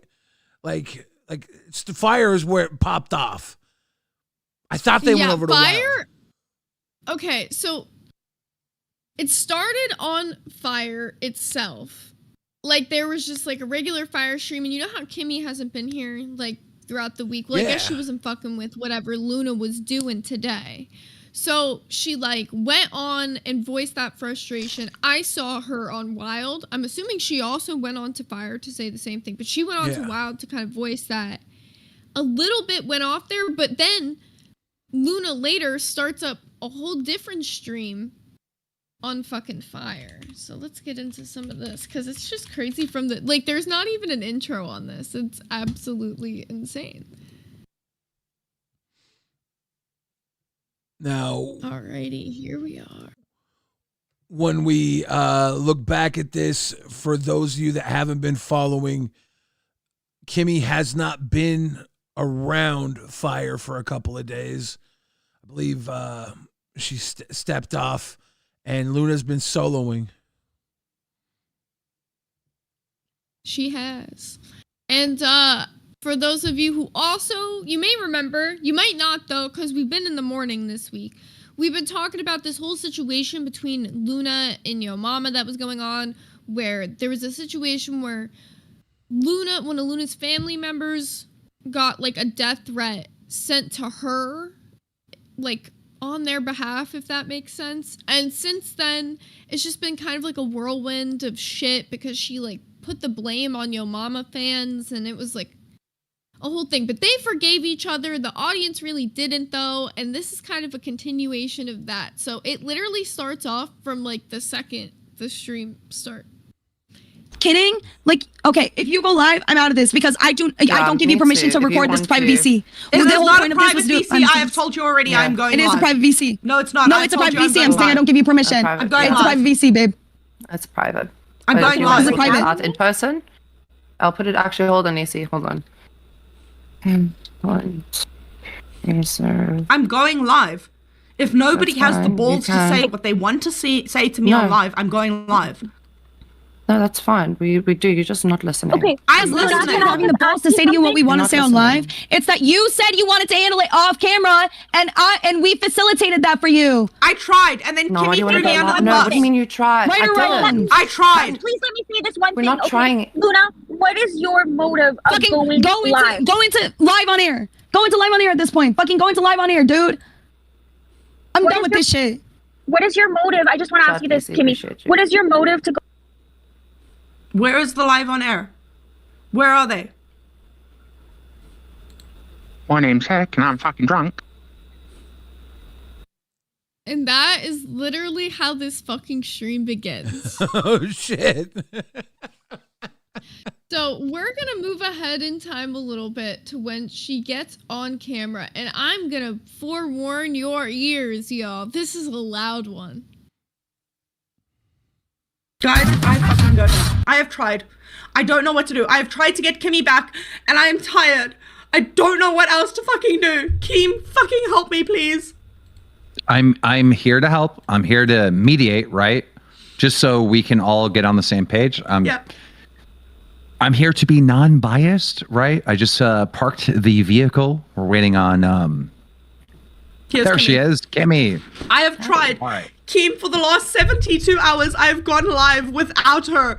I have dealt with hate and backlash without her, and she does not give a shit. Now all of a sudden everything's poor me, but she doesn't give a shit about the rest of the universe. Okay, one at a time. Guys, please let everyone know that Local Fire is live in the Discord. Kimmy, if you could turn on your camera. I was out driving in the woods, drinking some drink, kind of a good time, but I'm all good. I'm all for it, because here's the thing. You guys have had a relationship for 9 years. You've been good friends for 9 years, all right? And right now you guys are having quite the argument, quite the debate. And it was happening like kind of privately, like in VCs and in Discords, to the point where Kimmy just took like a 72-hour break from all of this, right? And I know there's personal stuff happening as well. So it was all happening in the VCs, and I was just like, look, guys, when it comes to Local Fire, we might as well attempt to resolve this issue in front of a live audience, you know?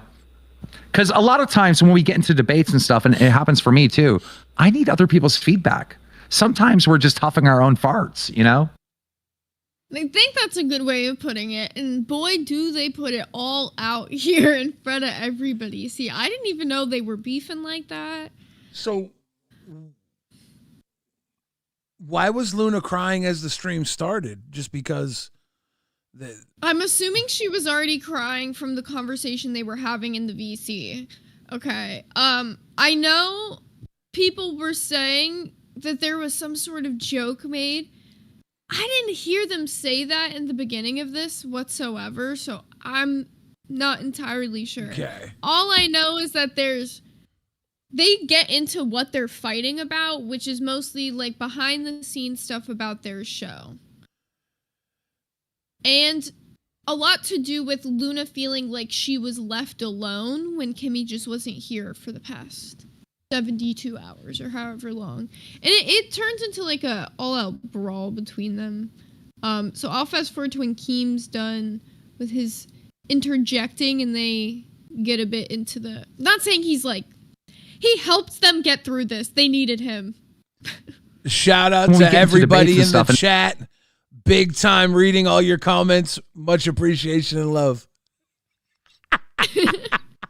And I can't see the chat right now. I'm sorry. Yeah. Well, they have a lot of questions, guys.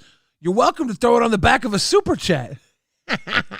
Oh, we have someone in waiting. I don't know if you still want to bring anybody. Let's do it. Why Dog the King? How you doing? Oh shit! What's up, dude? Chilling. How you doing? You're on LolcowRewind. Well, what are we rewinding? Well, right now we're rewinding Lolcow Fire. It seems like the girls from Lolcow Fire have had a falling out. Did you catch any of this? Oh yeah, dude, I saw this. She was losing it. Yeah. Okay. So I've seen mixed reports about why she was initially crying. Do you know why she started the stream initially crying? Me? Mm-hmm. From what I caught the stream like 5 minutes after it started. Yeah, give me 1 second. I'm sorry. For sure. The initial... I'm hearing music here. You got voices in your head? I fucking must. I'm here. He's got a club remix going. No, it was Google. Google is open. From what I could gather, Kimmy had kind of gone like offline, and Luna kind of took that as like, man, does she not like me anymore? And then apparently Kimmy had accused someone of being a PDF to keep it PG. I don't want to get in trouble here, but she wanted she to apologize for that. But she wasn't going to because supposedly threats were made towards family. I'm not gonna say I'm gonna say allegedly because just to cover my own ass, so I don't get fingers pointed at me saying I said it was true. Yeah, like you consider me like a news report. Allegedly this, allegedly that. You know. Yeah, the got nothing on me. The allegations aren't true. Now. I am not a crook. Why, Doug? So, whose side in between Kimmy and Luna are you siding with more? Who do you identify more with in this situation? Well, I can understand from Luna's perspective, you know, a friend who just gone, just vanishes without saying a word. Like, if you're gonna go like offline, take a break from the internet, in my opinion, I think the very least is like the people who care about you and, you know, are worried about you, I think they deserve to know when you're about to go AWOL, so that they're not sitting there worrying to death, like, oh my God, is she okay? Like, I can't get a hold of her. You know, does she hate me? Is she mad at me? And it's like, and then it snowballs. It snowballs into this, especially when like if you're a sensitive person, that can really snowball into a huge thing for people. Yeah, and I feel like There's also the added layer of the threat thing that just happened, right? So I think like she's more on edge now because of that. So it's like not getting that communication. Maybe she was more worried about her than she would have been in another scenario, you know? Exactly. Like communication. Oh my god. I can't fucking stress this. Sorry, I didn't mean to swear. I can't stress this enough. Communication is enormous, whether it's marriage, dating, friendship, or just talking to a stranger on the street. Communication can make the difference enormously. A failure to communicate is where most problems start. Why, Doug? I think your camera cut out. Thank you for calling in. We lost his connection. Oh, he froze. He's that Mr. Freeze. He on froze. us. Maybe we'll try him up again later. He had some great opinions to throw down about all this. Good call. Thank you for calling in. If anybody else wants to call in, you got to be in the Discord. You got to jump up. We can talk about it. Up and that member's waiting. All right, let's continue with the girls on Lolcow Fire and Keemstar as mediator. So, Luna, let's start with you. Yes. I have spent... What? Go ahead. I guess my question is, what do you think caused this beef between you and Kimmy? I was willing to apologize for my mistake, and she wasn't. And because I didn't stand behind her because of her fuck up, and because I wasn't willing to stand behind a fuck up, she thinks I'm a fuck up. And we need more details. We just need more details. Okay. She turned around and called someone in the audience a PDF, which she didn't mean, but it came across that way. And instead of going, sorry, it came across that way, I didn't mean it, she doubled the fuck down and turned me into a fucking laughingstock because of the fucking shit she did. And I'm supposed to grandstand and be like, it's okay, Kimmy, it's okay to turn around and call people PDFs, but it's not okay. What she did was her own accord. Yes, she was standing up for me. I understand that. But what she said was her own thing and that I'm not responsible for it. She is. But I need to apologize for her. I need to make sure she's okay at the end of the day because heaven help Kimmy's fucking feelings get hurt. I'm done. Okay. So I think most of us in the LCU are unaware that Kimmy called someone a PDF. Kimmy didn't call someone. That's the thing. I didn't call someone that. Just the way that I said it happened to come across, and I figured that out only after the fact. Which is what I tried to get you to apologize for. And instead of apologizing, you doubled down. I tried to get you to understand that what you said came across wrong and you need to apologize. And instead of apologizing, you doubled the fuck down. I think there is a big issue between the two of them of like an identity crisis thing, right? Like these two came into the universe almost like together, even though Luna technically came in first, Kimmy followed, but they are like identified as being one, even though they're two different people, and they just need to separate from that. That's simply what it is. Like you guys can have differing opinions. She can double down on something if that's her genuine opinion on it, but then you can sit there and say you don't agree with it.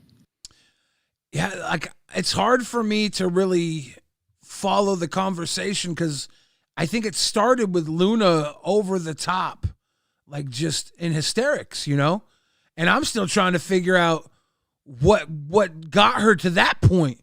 And it's like if Kimmy said something and it's on Kimmy, like why is Luna so defensive then? Was chat trying to put it on Luna? No, that's the thing. Like, what she's not realizing is chat's not asking Luna to, like, apologize. Like, maybe there are some idiots, but you can't get one guide by the few people out there that are going to be spamming the shit that you're saying that's pissing you off. But a lot of people were just asking for, like, you know, them to apologize about the situation in general. Like, Luna definitely made accusations that it was a Yo Mama fan for sure and that it came because of, like, Yo Mama beef, which was obviously not the best move. And she did apologize to him for that. And I think in her mind, she's thinking when she apologized to him, he forgave her. They had like a whole like interaction about it and it was done. That it was going to be done with her chat. She's not realizing those people are seeing her get upset, get riled up by this negative that they're putting in the chat. So they're going to keep putting more negativity out there and out there and out there because that's what she's responding to. Yeah. Yeah, you get caught up in that spiral. It's it's rough to start the show in that state, you know? It's just it's not comfy. Let's see where this goes. You know how long this stream went? Because I know Kimmy left at the end. Yeah, so the stream's about an hour. We're not Thanks for gonna having do like whole thing. I hope I did good. I didn't expect to get in, but I think I locked in father. You were good. No, you did good. Thank you, White Dog. We appreciate the opinions. Sometimes, you know, your camera's just gotta hit that cut you out and be like, all right, you're done. But it was fantastic. You had a good call. We are 1 out of 10 now to reaching our scammer goal, where we're scamming the audience. All right, we're scamming them today, really. So we're gonna skip around to some like different pieces of this, but we'll continue it for a little bit because a lot of the bulk of it is the very like first 30 minutes, and then after that is where it kind of gets just loopy and loses the plot. Yeah. Okay, Luna, let Kimmy talk. Go ahead, Kimmy. But are you sure? Because it's been going on for like 3 hours now, and every time I try and say something, it's just so frustrating. This is so frustrating. I'm not even gonna like cap anything here, dude. It is.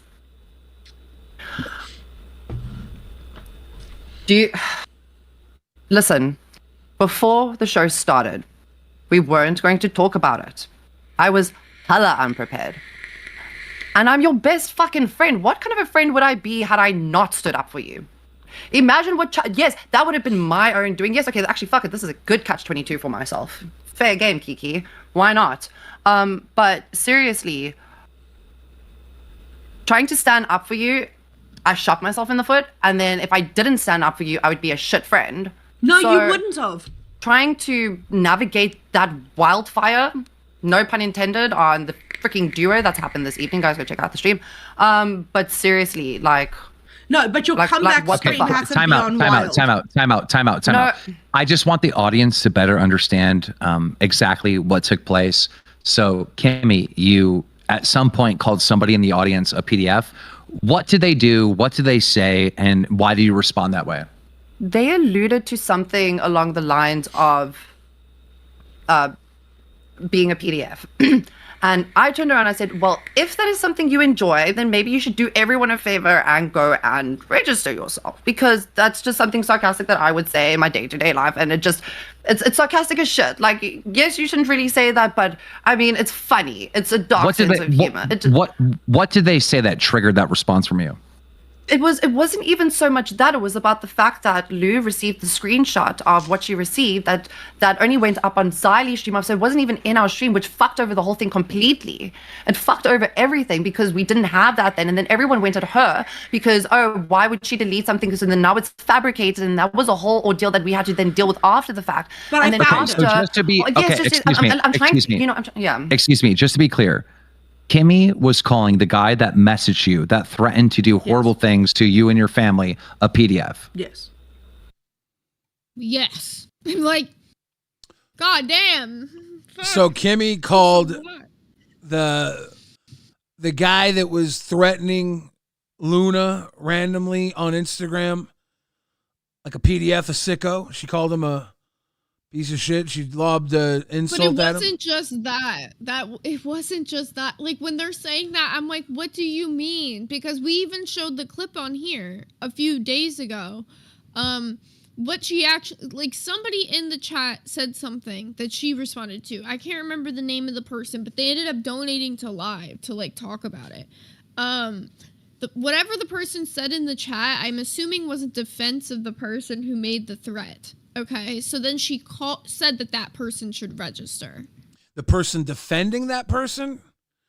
She should register? Yes. So she said, so does that make more sense? So there was a threat sent to Luna on Instagram against her family. That was the first thing. Someone in chat was defending the person who sent the threat, and then Kimmy said, oh, if you're going to defend that person, maybe you should register as an offender on a list. Basically what happened? Yeah.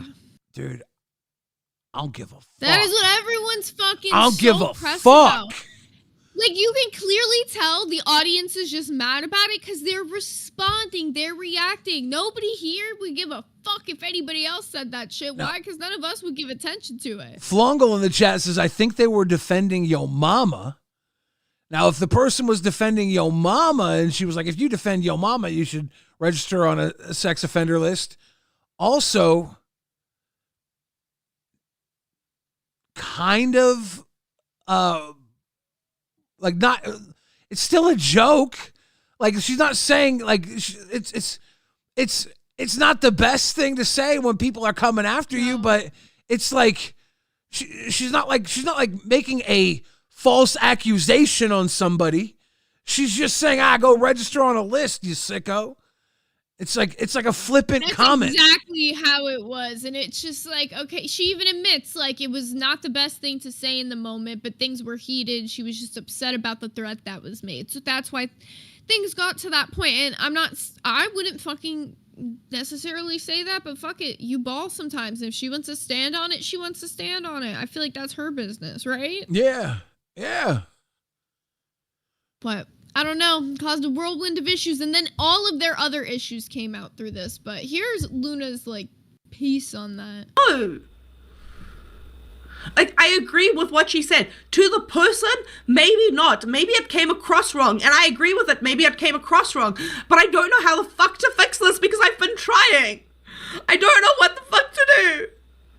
Okay, well, I think a lot of it is you're a mother. All right. And I am a father, so I can relate in some sense. But even a mother-father relationship it is still wildly different. Something that I'll never understand, right? Because I'm not a mother. I'll never be a mother. But I am a father. So I can relate on a certain sense, right? And when things are said about my child, right, it just pushes you into almost like a manic state of uncontrol, right? Like you don't even have rational thinking. So when you went off the way you did, right, you made a lot of mistakes, but I understand. And a big portion of the audience understands, right? Like you made mistakes, you were in the wrong, but we get it. We know why you did that, right? We can relate to that. So with that being said, I don't necessarily think Timmy is your enemy. No, I don't think so. And I don't understand why she's acting like she is. I tried what I could to make sure everything was okay. I apologized for what I did because I knew I was wrong. I acted out of absolute disregard for life because of a stupid thing. And I understand that. I fucking apologize for that. I am sorry for that. Beyond anything, I apologize to your mama for what I said. But Kimmy, to hold this against me after 9 years of friendship. I didn't hold anything against you. Then why haven't you spoken to me? So this right here is where it all starts coming out, right? So we're all thinking, like, a lot of people watching this, like, why are they fighting over some dumb stream bullshit? They've been friends for 9 years. Luna this entire time has been thinking the reason that Kimmy hasn't spoken to her the past few days is because of the fact that all this shit happened and Kimmy's been blaming her. That's what she thinks. But Kimmy didn't say that to her. No, Kimmy said she was going through personal stuff. She even wrote it in the host chat. Like, I remember seeing this. She said she has personal stuff going on right now and she wasn't going to be back until Sunday. And they were asking if there was people that could help Luna throughout the week. And, you know, those morning time slots are rough. Like, it's hard to find people to fill in sometimes. Yeah. So I just don't think it happened. Yeah, that's... If Kimmy had to take time off, even if she was, like, blaming Luna for it and didn't say that, like, even if that's why she was gone but didn't say it, you can't just make that assumption and then let it spiral your thinking process throughout the week. You gotta kind of take your friend who you brought into this universe for her word, don't you? I don't know. Yeah, like, you guys have been friends for 9 years, right? I feel like this might just be like a fight, like, you guys are having because you're girls, like, you know, like, your besties, you, like, are letting it out. But don't let this actually stupid shit ruin your friendship. You've been friends for 9 years. If you don't talk for 3 days, you'll be all right. Luna's been a fan of the LCU and has been a part of the internet outside. I don't know Kimmy's history on all this. I know Kimmy got brought in through Luna.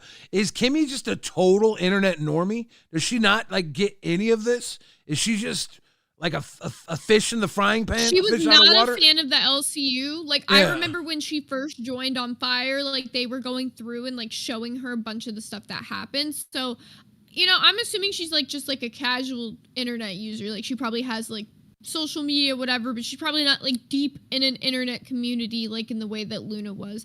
And also, beyond that, I'm thinking, like, this is the first time she ever dealt with real hate, and if she's dealing with that on top of whatever the fuck's going on in her personal life, she might have just wanted to take a break before she saw herself totally burning out, which is reasonable.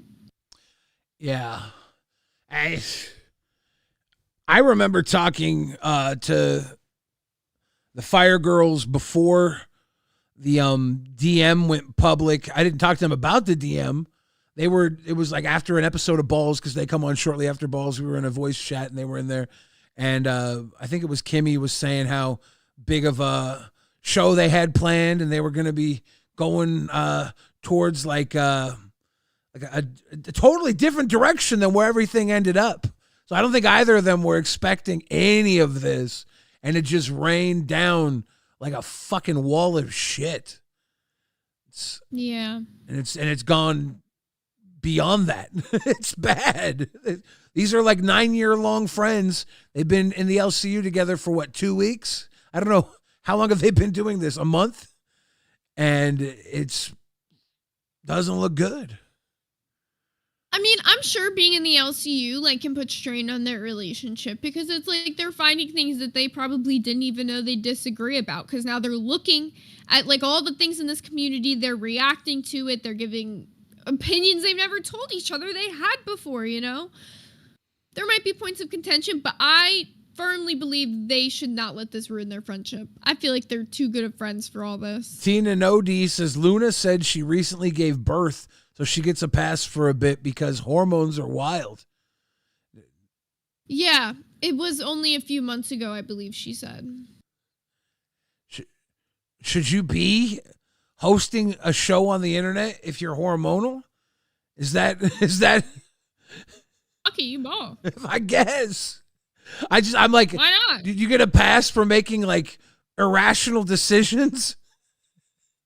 I don't think you get a pass, right? No, I think she needs a pass for crying, because I think a lot of people have been calling her out for crying and being like, why is she so emotional? I think she's I can see that, yeah. All right, now a little more into this. Why have you left me on red? Why have you treated me Luna, like I'm nothing? I did that to my. You gotta let her respond though. Let her respond. Just let her respond. Kimmy, go ahead. And this is. Thank you. And I said this to you when in the VC, in the private calls that we just did. I didn't just do it to you. I did it to my mother. I did it to my father. I did it to freaking everybody. No one at work, even here, can get a hold of me. It went off. WhatsApp's off. Instagram's off. Phone off. I lost my dog. I lost my place. I don't have a safe space. I haven't had a home, my home, in a year.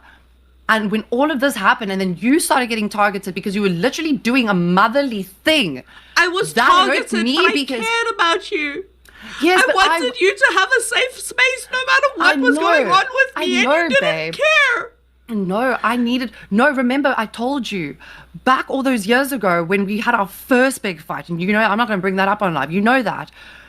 What did I do back then? We were all freaking medicated. We didn't know what the fuck we were doing. Now, and all we did was run our mouth, and we dealt with shit in the wrong way. And I thought by doing it this way, by taking actually just a step back, just to not let the spiral hit you and hit everyone that I love around me, I thought by doing that, I was actually protecting the turmoil I could potentially put on the people that I love the most. Because these people... People in the chat are saying you don't understand how much hormones can truly fuck with someone. I'm not saying I get hormones, I get it. I'm not saying that they can't. I'm just saying, is this where you want to be on screen in a volatile situation when you're so deep in your hormones? is just not a recipe for disaster. It could be, but I think also, like, a lot of people bringing that up and, like, her bringing that up, because look how many people are now being like, okay, now I get why she's crying. Now I see why she's a little more emotional. Like, she's got those mama bear instincts. She just gave birth a few months ago. Like, she's got those mama bear instincts. This is her best friend of 9 years. I do see the care. This is coming out of a place of her being like, I care about you. I felt like I missed you. They probably don't go days without speaking ever, you know? So she's probably feeling like it has something to do with this internet shit, and she doesn't want to let this internet shit drive a wedge between their 9-year friendship. So they come on the internet and have like a hysterical fight. Like, no, this was Keem's idea. So this was actually Keem's idea. They were talking about it in a VC, and I'm pretty sure that like Lisi and Smooch were in there. That's kind of how it started. Yeah, that's how this episode started. So I guess that makes a lot more sense. Keem told them to go live, and then Luna, I'm assuming, didn't realize she started it when she did, because even then she was still like, I'm about to go live. Yeah. You live. I'm hearing you live. There's a lot of emotion. There's a lot of drama. There's a lot of history that we're not seeing, and it's all coming out. Critical Thinking says, I blame Nightmare for coming on to her girl. You think it's a Nightmare, Kimmy, Luna, three-way, I don't know if it has anything to do with that, but I do know he be fucking on Kimmy like white on rice, so. He does hang with Kimmy a lot in the Discord. You'll see him there often. Large Dicks in My Ass says, I was in that audience that day. The guy's name was Paintball something. Chat was unanimously defending Yo Mama, and she got one guide. Different people. Yeah.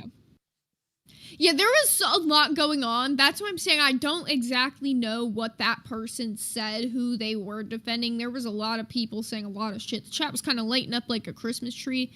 But, yeah, she got one guide. She definitely was responding in, like, sarcastic spite. So. Okay. More of this. That I live with at the moment, they can't handle what you can. The problem is I can't live with you. You're a mom. You've got 3 kids. I couldn't even protect myself the last 3 days. You couldn't protect myself. And I dealt with all the hate towards you.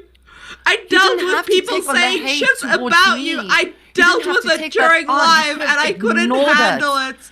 You could have ignored it. Why? No, I couldn't have, because it was every second message going, where's Kimmy? What's up with Kimmy? Is Kimmy okay?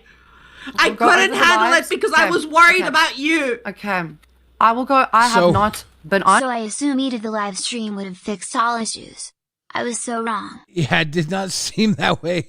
Keem is saying, and you're there to mediate, right? Like, you were giving them the best chance to fix the issues. If Kimmy gone for 2 days and Luna having to deal with the chat asking where Kimmy is like part of her gripe here, like maybe Luna should take a couple days to herself, or maybe a week off, and collect her stuff, because it seems like this is so much for her to deal with right now. There's a lot. Yeah. And you know what I think another part of it too is I feel like there's like different levels of emotion in their relationship. Not saying that one of them cares more about the other, but I feel like Kimmy is okay with going a few days without talking to Luna. Like, she doesn't have those same mama bear instincts where she's like, I need to make sure you're okay every day, you know? And I feel like that's where the disconnect is, because Kimmy's kind of in her like way just being like, I don't understand why you're so upset. She's so nonchalant, very chill during all of this for the most part. Like, she just kind of just seems like, I don't know why you're upset. And I get it. Like, from both perspectives, I really do. Yeah. This is a rough one. It's rough because they're friends. Like, this is the whole reason that Kimmy is here is because she was brought in by Luna. Like, I don't think Kimmy knew shit about this universe before coming into it. She just happened to be someone who was had a good on-screen character, good on-screen presence, and fit right in with everybody else. You know, she got taken under Nightmare's wing, so he taught her everything she knows. Oh God, I'm surprised their audio isn't super fucked. It's rough. I'm finding us our next moment. They actually stayed on this for a lot longer than I remembered them staying on this for. Oh my God. I caught the end of the stream. I didn't catch the beginning. So like when it ended, I think it ended kind of abruptly. Like I think Kimmy left and then Luna left and then you could hear Keemstar at the very end come on and be like, is it over? And then the stream ended. The beginning of the stream and the ending of the stream shows the chaos. Interesting. It shows the chaos. So this is 20 minutes fucking later, by the way. They're still on the same thing. This is when Keem finally is like, I'm taking this bitch back. I'm grabbing the reins of this horse and we're getting it up. So your friend Kimmy was trying to have your back, maybe went over the top defending you, right? And you got mad at her. So then she stepped away. And now you're accusing her of not being here and having her back. Like, do you understand? Like, I understand that, view but of, behind the scenes, I spoke to her several times trying to have her back. I tried, and she has outright publicly ignored me and made sure she hasn't had my back, no matter how many times I've had her back on stuff. I've been I offline. may have not done that on live, but I did that behind the scenes, and you cannot lie about that. I have tried. How many messages have I sent to you in the last 48 hours to make sure you're okay and you don't give a shit? Shout out to Dawson. We're getting fucked Thank up you, tonight. Dawson. Yeah. We're slamming these getting white fucked claws, up with Dawson. Cheers, Dawson. I'm still hungover from last night. All right, so we'll fast forward a little bit. I just wanted to get Keem's perspective on that particular thing. Like, from a strict, like, outsider's perspective, this situation was Luna had gotten an Instagram message, vile Instagram message, and deleted it, but talked about her audience. And while they were talking about the audience, there was the illusion that Yo Mama was the reason why this person felt the need to attack Luna, right? And the audience started turning on the Fire Girls because like you have no proof it was Yo Mama.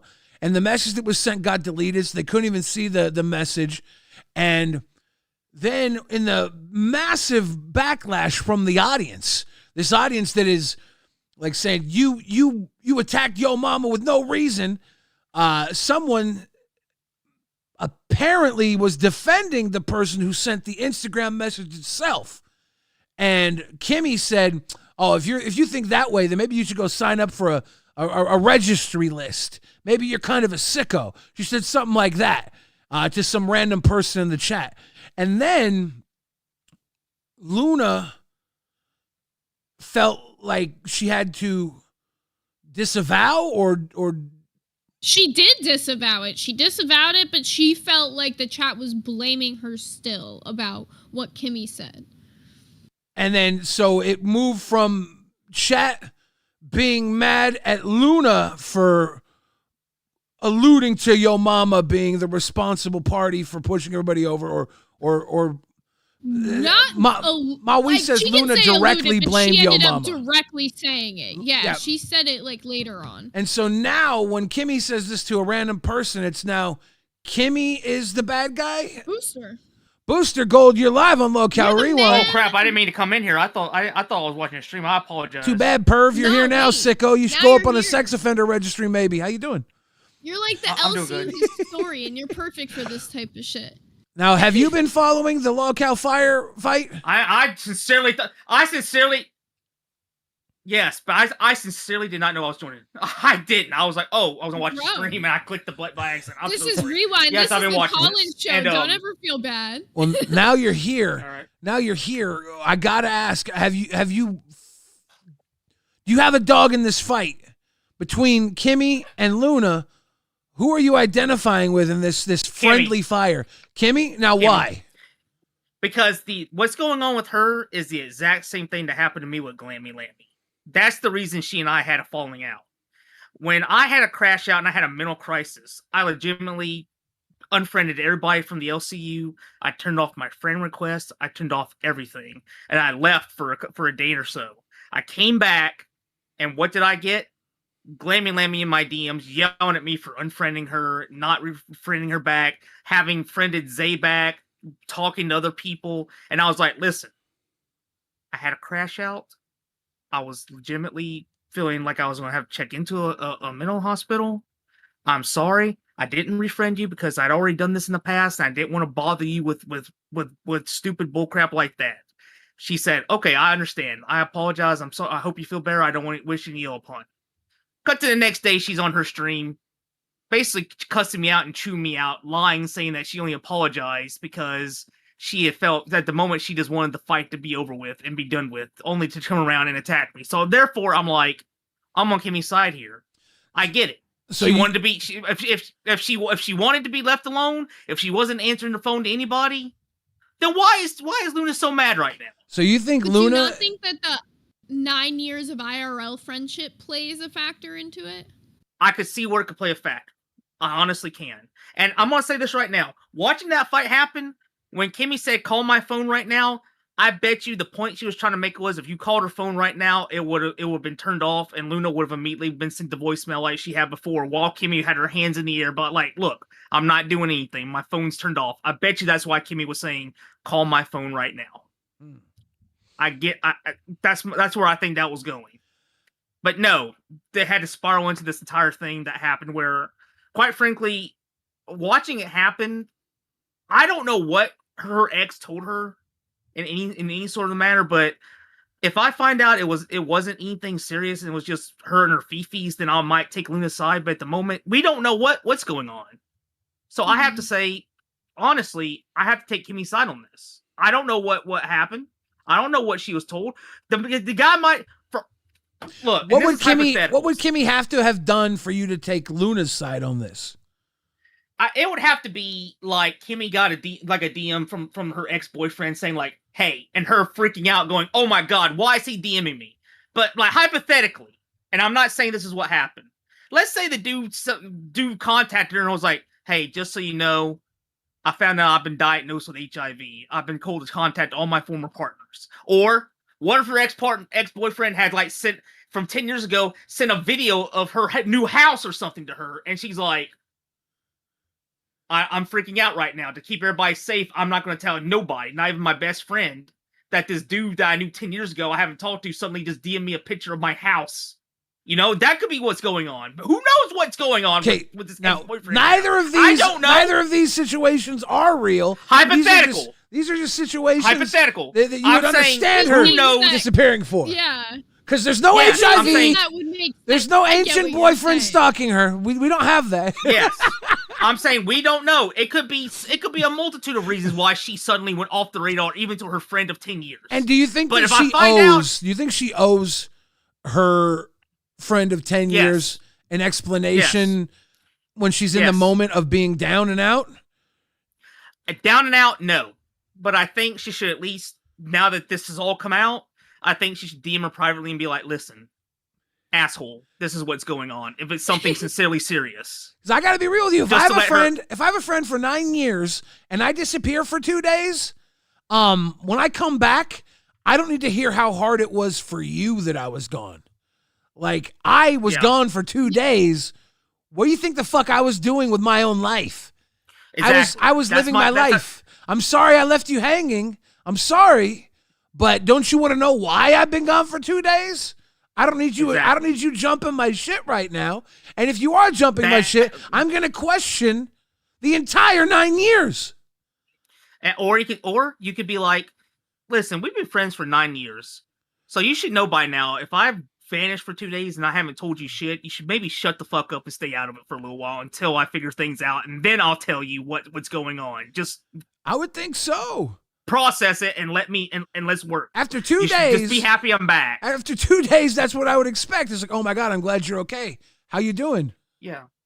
I see a chat though that actually does bring up a good point, like to what you guys are saying. But they also do work with each other 5 days a week, right? That's so true. does that not like make it different? Kimmy did tell everybody she'd be gone for a couple of days due to personal reasons.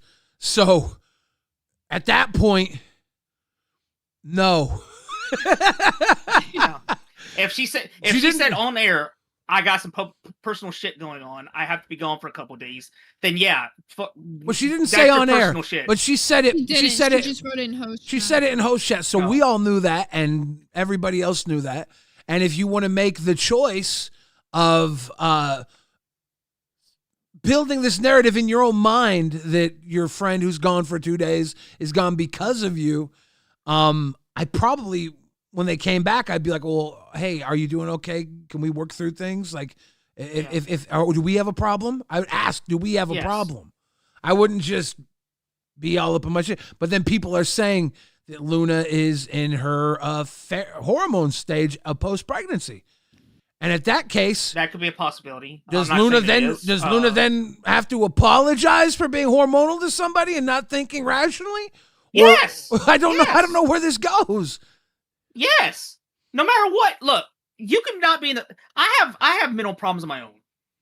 People who are addicted to substances, who are coming off of those substances, they'll freak out like cigarette smokers and such. They'll have issues with people, like anger issues. Does that mean they have to not apologize, or can they say, hey, look, I said some fucked up things, I screamed a little bit, I apologize. I was not in the right state of mind. I apologize sincerely. We've been friends for 10 years. You know me better than that, and I want to say to you right now, I'm sorry I got a little too familiar with you. Now, did Kimmy say anything about the boyfriend stuff, or did Luna say that? No. They didn't even. What they said on stream was she mentioned her animal passing away. So that's like a huge thing for a lot of people, where they might want to take some time. I know one of my cats goes, you ain't seen me for 24 hours minimum. All right. Because if Luna was the one that mentioned something about an ex-boyfriend, then why is she putting her business out on the street like that? Why is she bringing that up? Yeah. I don't know. I do know. The things that Kimmy said was, she said that it was her dog, and then she said personal stuff. So she didn't really get into it. Yeah. But can I just say, Nightmare fucks everything up. Explain. He fucked up the Savage situation in Fat Camp because he was involved with her. He fucked up Tess and your mama. He fucked up Grim and Tess to begin with because he was part of it. Grim and Tess are back. Nightmare and Tess are back together. The viewership has gone down again because of his actions. Now he's gotten involved with Kimmy, and now they're having a fucked up issue on fire. The man is like an aura of negativity. Are you suggesting that Nightmare is a toxic person? Yes, it's like his negativity brings on destruction wherever he goes, whether he wants to or not. It's like he's a walking. Are you suggesting that he's a selfish person that is charming enough to get into close relations with people and make them about him in a toxic way? I'm not saying that. I'm saying it's like the man is like a harbinger of doom. The moment he shows up anywhere, whether he wants to be or not, it's like he's like a walking radioactive cesspool where you're like, Nightmare's talking to me? Oh shit, might as well start getting my resume ready because something bad's about to happen to my life. You think it's only because Keemstar hates him so much? I don't know. Do you guys haven't noticed this pattern? Like, the man hasn't even done anything to Kimmy or Luna. He's just been talking to them, and suddenly, and as he's gotten close to them in friendship, suddenly all hell's broken loose in Local Fire. Well, it's like wherever he goes, hell follows with him. Into a goon fest. I have to excuse Nightmare a little bit for his actions. He's a victim of. There was a dick joke made at the expense of him and his people many months ago. And it's been kind of hard for him to recover from. So I understand.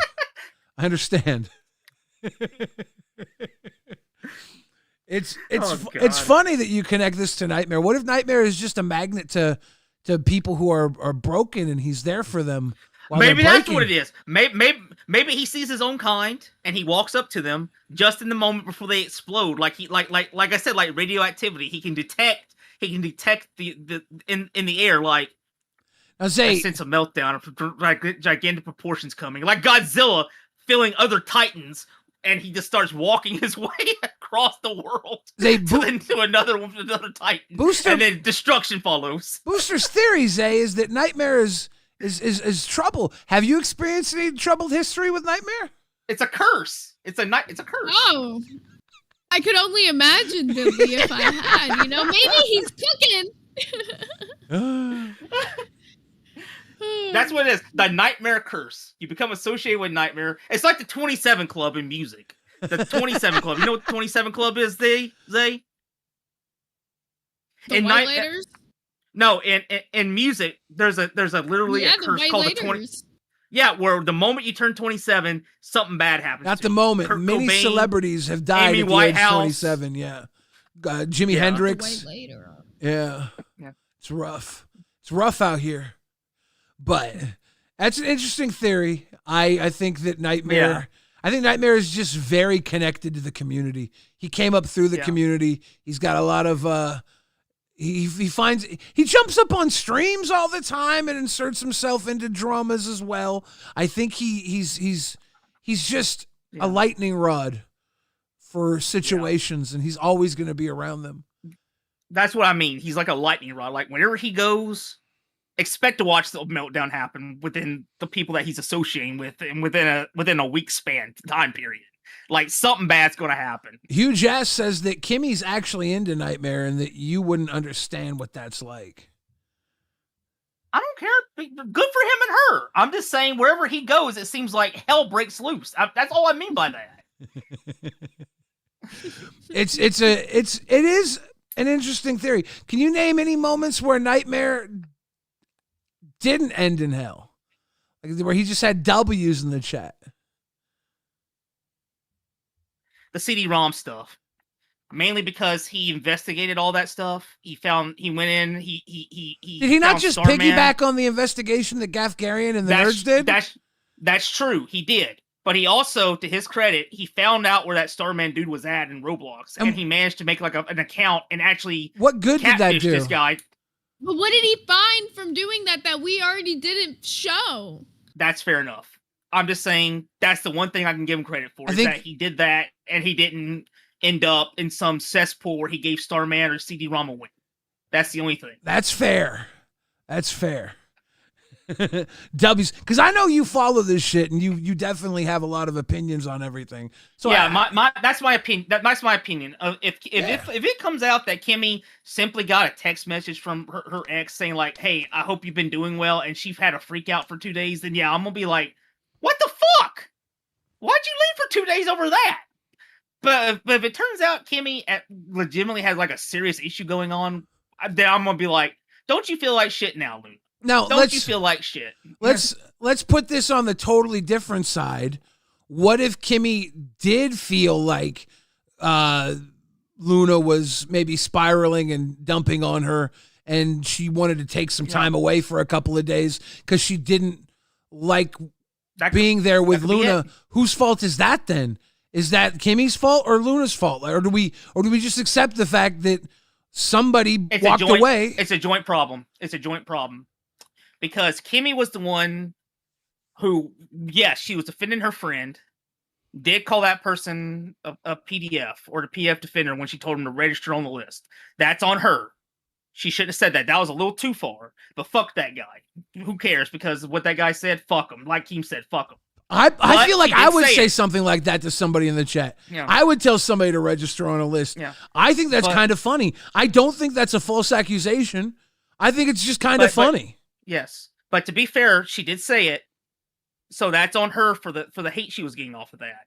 But at the same time, Luna was handling the whole situation wrong with blaming your mama and going about the way she was. So I think that's a joint effort if that's the situation, in terms of them both to be at blame for any kind of breakdown, if that's what the reasoning is. I honestly don't know. And that's why right now I'm just waiting to see whatever happened, like just to hear Kimmy's full explanation, because I'm waiting for that before I jump to conclusions. But at the moment, I'm Team Kimmy. But with an asterisk saying card subject to change until I find out more information about what's happened. Now, when Nightmare was openly calling you a PDF for a while, What was the backlash against that versus the backlash against Kimmy telling someone in the chat to sign up for an offender list? Most people were saying W Nightmare because they hate me, but at the same time, I was saying crap back to him too. I was telling him that how much I wanted the Welsh to be eradicated, how I was waiting for what's it called? When the bloodline dies out from generations of mingling. Extinction? I don't know. Like, yeah, I forgot the name of it. Grim was the one that came up with the name for that. Where like the genetics through genetic breeding, the Welsh bloodline would die out. I was like telling him that. I was telling him how they were like leeches off of England, sitting next to Cardiff, like just not like anything I could think of. Like the Welsh? That's crazy. You don't fuck with the Welsh? What do you say to Hugh Jass, who says you're a creepy fuck? The Welsh are the Detroit of Britain. All right, that's what I have to say about the Welsh. Detroit fucking sucks, and so do the Welsh. And you know this. I personally don't care much for Detroit, but I haven't spent a lot of time there. And I'm part Welsh. How the hell? Shit in Detroit. How the hell can somebody steal a fucking porch in Detroit and get away with it? Well, they were selling houses in Detroit. Did show you that? They were selling houses in Detroit. I saw it on the live. They were selling houses in Detroit for a while for $1 a piece.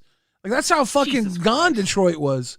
They were all ripped up, stolen, gutted for all the wiring and everything. It was bad for a while. I'd buy that for $1. For real. See, that's a RoboCop reference from Detroit. Well, why do you keep referencing Eminem 8 Mile all the time? You got to have some respect for Detroit. Detroit only has a few good things. All right, they have Eminem, they have Kid Rock, they made good cars, they have the RoboCop statue, and they have the Motor City machine guns. Name me anything else in Detroit that actually matters. I don't know. Roseanne, since it was set near Chicago. Chicago and Detroit are two different things. That's another good one. Detroit's Michigan. Chicago's Illinois. She was in Lanford, Illinois. That's true. That's true. So you can't even count Roseanne. No. People always tell me is that Chicago's worse. How is Chicago worse than Detroit? Michigan? Motown, motherfucker. Motown's lit. So tired of being alone, Chicago. I don't know if that's even Motown. It's Motown, right? Chicago gave us John Candy movies and John Hughes movies. You tell me how Shermer, Chicago's Illinois. worse than Detroit. We're Shermer, Illinois, baby. Thank you very much. Go Shermer High. Is John Candy not Canadian? Why did I think he was Canadian? He is Canadian. Motherfucker! What are you fucking with me? Are you fucking with me, Booster? The movies that he made that were good were John Hughes movies set where? Illinois. Uncle Buck. The Great Outdoors. Uncle Buck was good. Great Outdoors was great. Exactly. Oh, Only the Lonely. Started in Detroit. Little Caesar's Pizza. Now, you're telling me Little Caesar's Pizza is the best pizza there is. Pizza, motherfucker. Bro. We keep that shit hot and ready. Little Caesars. The only thing Little Caesars has that's good is the breadsticks. I will give them that. Their cheesy breadsticks real good, but the $5 hot and the crazy ready, bread. What? The crazy bread.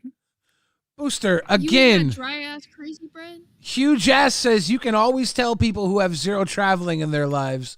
What a sad life. He calls you creepy. Do you think you and Hugh Jass will ever make up and be like good buds? No.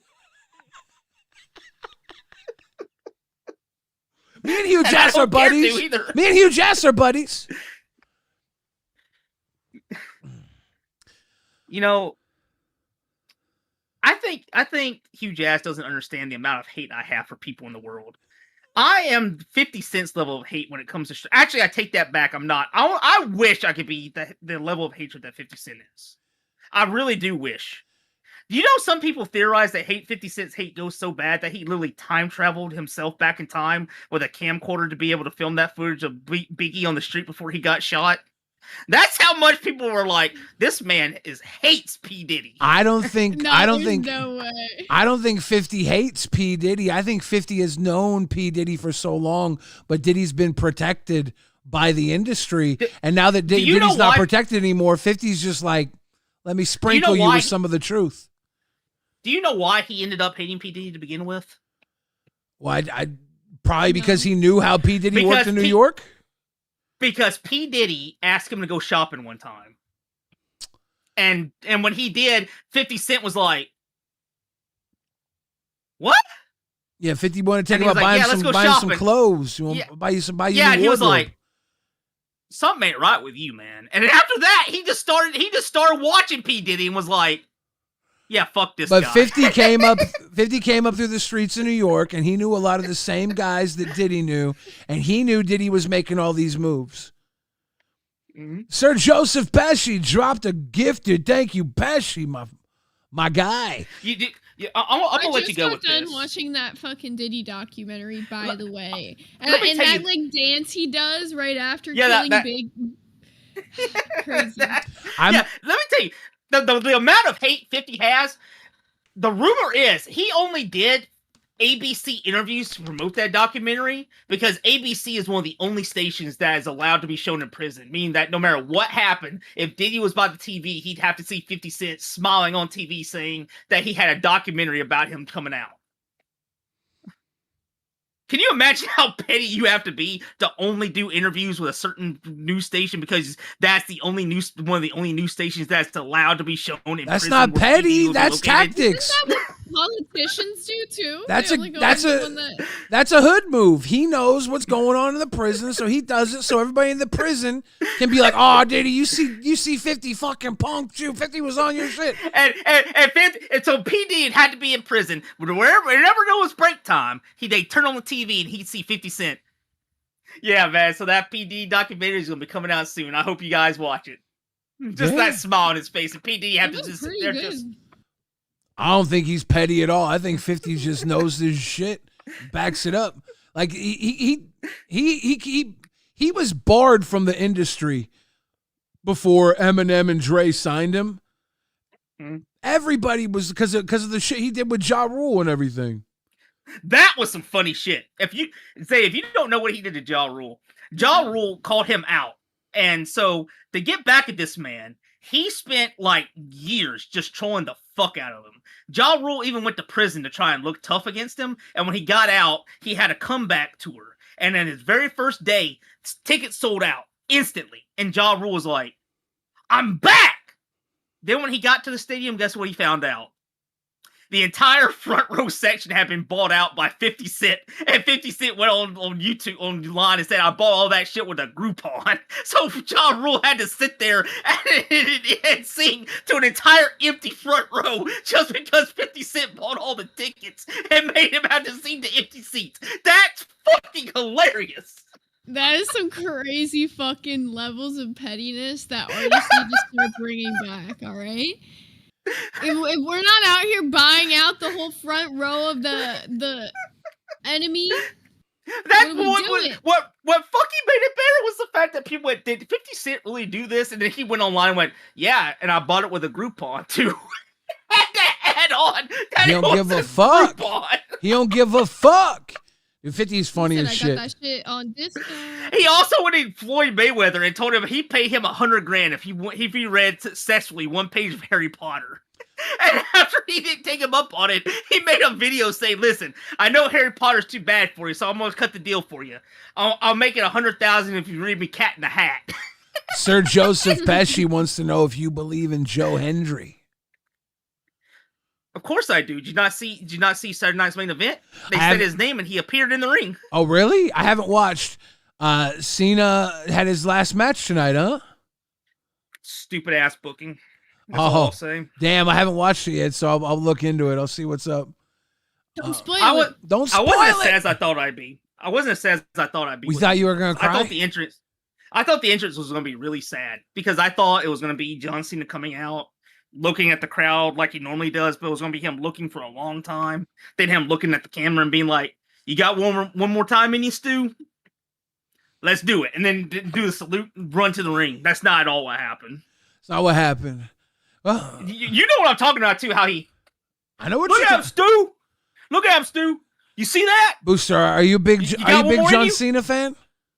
No, I'm not a big John Cena fan, but I respect him.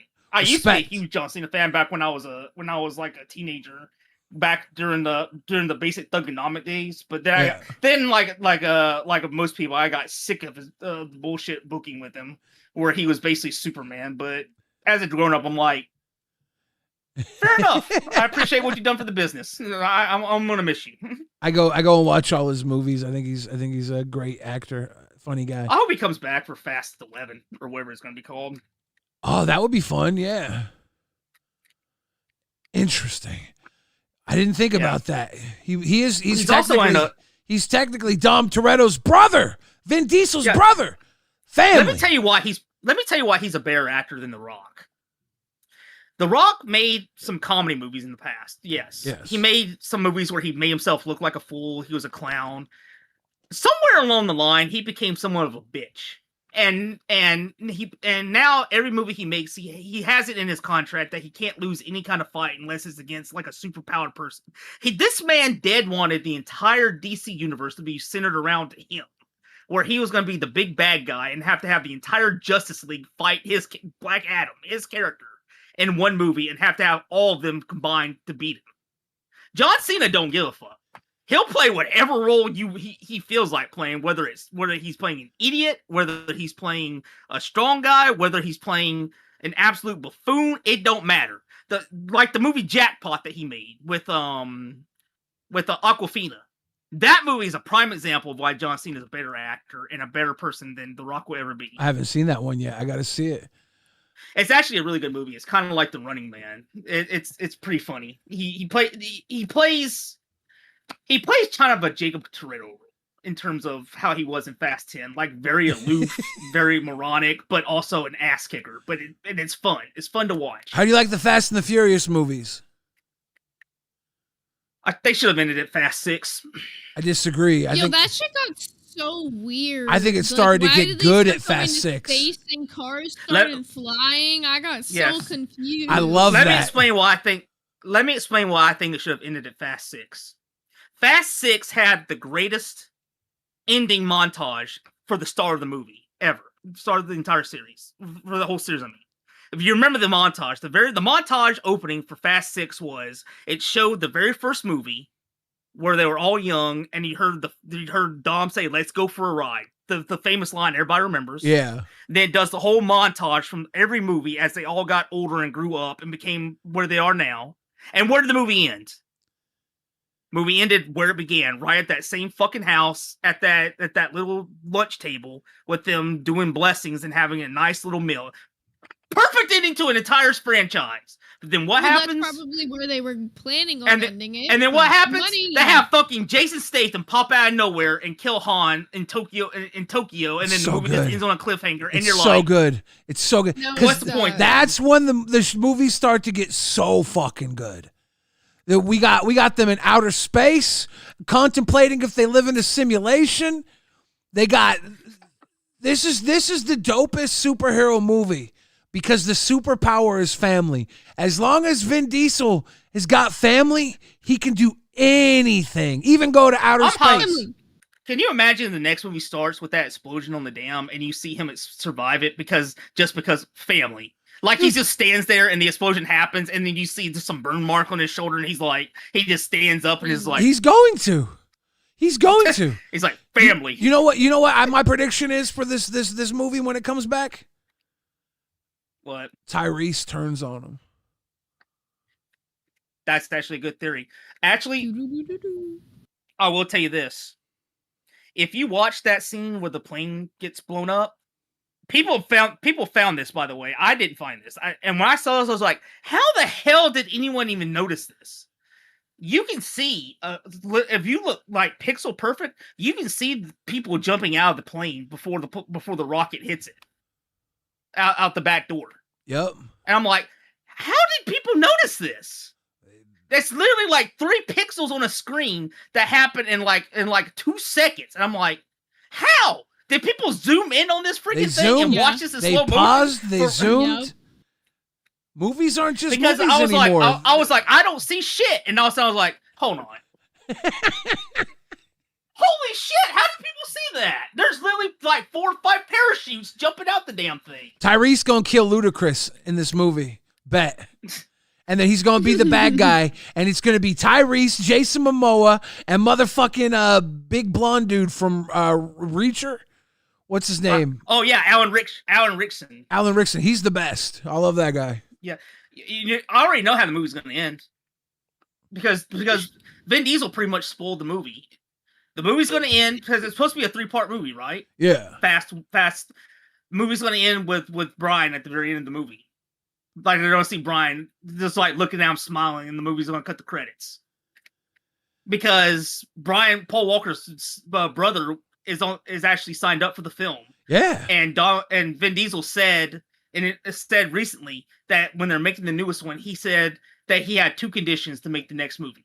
1, they had to take it back to LA and make it all about cars again. Buddy. 2, you have to we gotta reunite Dom and Brian. Otherwise, this movie ain't happening.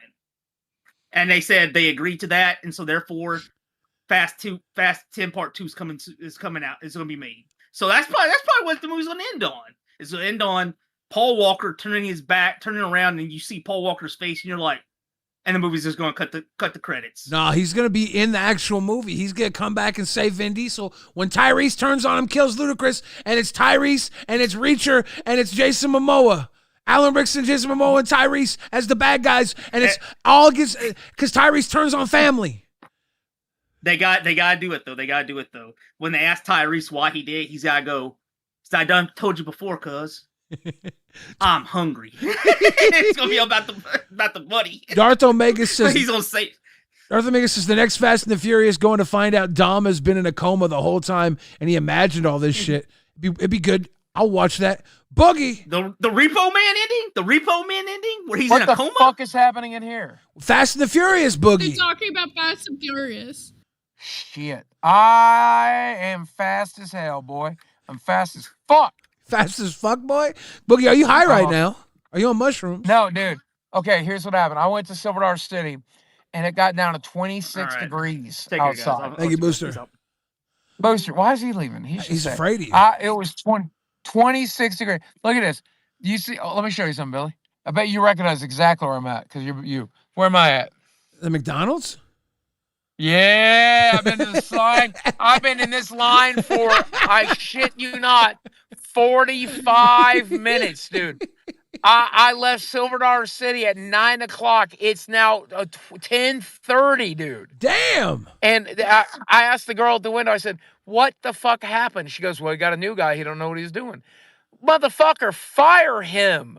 If you fire him, does it go quicker? I don't know, but it can't go slower. I promise you that. If they close this motherfucker, I'd still have a better chance of getting my food today. What'd you order, Boogie? I got 1 McRib. Desi got McDonald's toys. How many McRibs have you gotten since the McRib came back? This is number 4. All 3 of shit. They suck ass. I don't know what they've done wrong. You're just indoctrinated, huh? Good one. I'm hoping to hit 1 good one, dude. You're definitely not going to enjoy it. I don't believe that there are good McRibs. I believe that McRibs disappear for 9 months so people forget how bad they are. And when they come back, they get 1 McRib. You've gotten 4. You're allowed 1 McRib as a reminder that they suck. Let me tell you what I did today. Went to Silver Dollar City with my friend Jacob the Carpetbagger, one of my oldest friends. Shout out to Jacob the Carpetbagger. Nice. Check out his YouTube channel. Fire me if you want to, but I'll be in his video about Silver Dollar City in a couple days. So watch it. Fire me if you. But so one of my closest friends, he filmed with me tonight, and I told him, I said, "Don't worry about it. You don't have to put me in your video." He goes, "Of course I'm going to put you in my video. You're my friend, dude. Jacob's a real one. I fucking love that guy. Yeah, what a good guy." My mom's a big fan of his. She used to get email or get postcards from him every month because she was part of his special fandom. Yeah, his little Patreon group. Yeah. So it got down to 26 degrees tonight. I want to die. I still can't. I've been in my hot car for an hour and a half. Still can't feel my feet. You should get a McFlurry. Oh, God, Jesus Christ. No, God, please, Billy. If the new guy here has to operate the ice cream machine, not only would it take 4 hours for these people to get their food, but he might just die on it. Plus, I don't want to freeze my balls off. Now, look how cute Desi is tonight, bro. Look how cute Desi is tonight. Hey, Desi. Isn't that cute? That's a good coat. How cute is she? Oh my God. That's the Kirby hat. That's the Kirby hat. The Kirby and the fur. Love it. Yep. Very cute. She's rocking it. She's the cutest girl in Silver Dollar City by far. By far. By far. I got to tell you something. I got to stop doing fun shit. Number one, it costs a lot of money, and I got doctor money, but shit, even a doctor got to stop every once in a while. But then I can't believe it. We're going to work till Christmas Day. I think we've decided on live. We're going to do show. We're going to work through every day. We're going to work till Saturday. We're going to work Christmas Eve.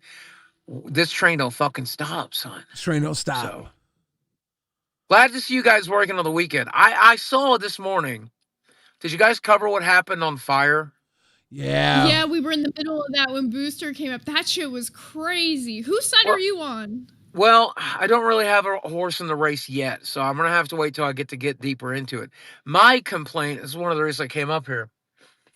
I saw him arguing in the VC, and provided that there's some hosts or wannabe hosts that are watching this, don't ever argue in the VC. You are wasting content. Argue on live. And I don't care how Xylee told me this morning. She said, I don't know, it seems a little too personal to stream it. Stream it. And also, if you're not, look, Rewind's smart enough to take advantage of a Saturday, okay? If you're a newbie host and you're not working on a Saturday, you're a fucking retard. Because the juggernaut of live is live 6 days a week, Local Live, and we suck up $3,000 a night and 3,000 views a night. And if we ain't live on a day, you take advantage of that fucking time slot, you fucking retards with your newbie wannabe shows. Motherfucker, am I wrong? No, Saturday is the perfect day to jump in. I knew you were gonna be doing your thing today. I knew Rastov was taking a little fucking time off. Everybody should have came in and had something going down. It's Wild, I think, came in. Wild got a lot of love today. And Fire came in. Nice. And then we had the interview with Alex B from Fishtank, who has some serious issues with Frank Hassel. Oh yeah. That's. Oh, what happened? Give me the short version. I want to know. Frank threatened to rape his family and his monkeys. So he sounds about right. Yeah, sounds about right. So yeah. he's got he won't even call Frank by his name. He calls him Skin Tag, and he knows what Frank had done to you. And he said no offense to Boogie, but if Frank comes to my house, he ain't walking away. I mean, look, I'm legally obliged not to say what I'm about to say. Exactly. So I'll say it as a roundabout way as I can. I regret that it was a warning shot. Yeah. Damn. Yeah. Yeah. I know too much about him personally, and I've told Billy everything I know about his personal life outside of his internet shit. And it's a shame I wasted that bullet. It's 50 cents you'll never get back. And how much money for the court case? Oh, yeah. That was a $20,000 bullet. That was a $25,000 bullet. Damn it. Yeah, that was an expensive ass bullet, son. Damn. I was out here ready to kill a werewolf or something. Well, right. Well, the biggest issue I did, and let me recommend this too, by the way. If you ever have a court case, don't hire your friend to be your lawyer. Hire a better lawyer than I did. I went with a guy who I used to know from the Magic the Gathering store, and I thought, he's a good friend. He'll give me a good rate. He did not. He gave me a very bad rate. That sucks. Yeah, lawyers aren't a friendly thing. No. You want the cutthroat, evil motherfucker that will destroy a bitch. Am I wrong? Yeah, I had a friend who was like, we got a family lawyer. He's pretty good. And I'm like, a family lawyer? You mean, were your parents ever in some serious shit? Why would you deal with a lawyer you got from your parents? Unless your parents are Gaudis, I don't want to care. I don't use a family lawyer. All right, 100%. Unless they're good. I think Keem's got good lawyers. I don't think I remember talking to his lawyers at one point. They're not family lawyers, though. He found good people. That's right. All right, yeah. But I think now they serve the whole family. I think anybody who needs help, Keem's got their back. Well, I'm pretty sure I heard that. So, like I said, unless your last oh name. shit, this line's actually going to move. Holy Let's shit! go! Someone's actually getting food. Come on, motherfucker, let's go. Holy fuck, the window's moving. Someone got food. We went from. Would you like to interview the kid that's new and is causing all this I problem? would, yeah, I would. We went from Fast do and that. the Furious to Fat and the McFlurryless. Why Dog the King says I'd be working 24/7 if streaming was my job. LOL. Yeah, it's you. This really is something that you don't want to stop doing. Like when you're in it. Boogie, like you do it on such a high intensity where you're out there killing yourself some days, and you still come back. You still come back, and it is worth it. It is fun. It is super fucking like rewarding on so many levels. You're an entertainer. You always have been. Like you need. I mean, I love it. Thank you. Thank you for sucking my dick, Billy. I'll suck yours again later. I will say I did try to get out once or twice in the last 2 years, but he pulls me back in. And the way he always pulls me back in is by reminding me, look, man, you are absolutely one of the most entertaining people in the world. I'm so glad to have you as one of my hosts. But, motherfucker, I'm going to make you rich if you stay. And I'm like, all right, okay, he's right. He's right. He's always right. Okay, hold on. Here we go. All right. Sorry, let's play. Here we go. This is compelling weekend content right here. This is top tier content. Boogie at McDonald's. He's not even at the window. Is there anybody in here? Dude, what happened? Is this the ghost McDonald's? No wonder. Fucking drink. No wonder you've been here for an hour. Oh, wait. We got somebody. Can we? They're going the other way. Maybe they're making you that McFlurry. Oh, I don't want a McFlurry. I do want a McFlurry now. You made me want a McFlurry. Can I get back in line? Ask her for a McFlurry. Can we get a I had McFlurry? a Happy Meal, and we do not want a McFlurry. Sorry, my friends on Discord are here. I do definitely want to get that McRib that came with it with extra barbecue sauce. What kind of Happy Meal was it? It was 6-piece nugget. Okay. No apple slices. You want a double French fries with a chocolate milk. 6-piece kids meal, extra fries, and that rib extra sauce. I gotta ask without being rude. Yes. What's been hold up tonight? Ain't got no people, man.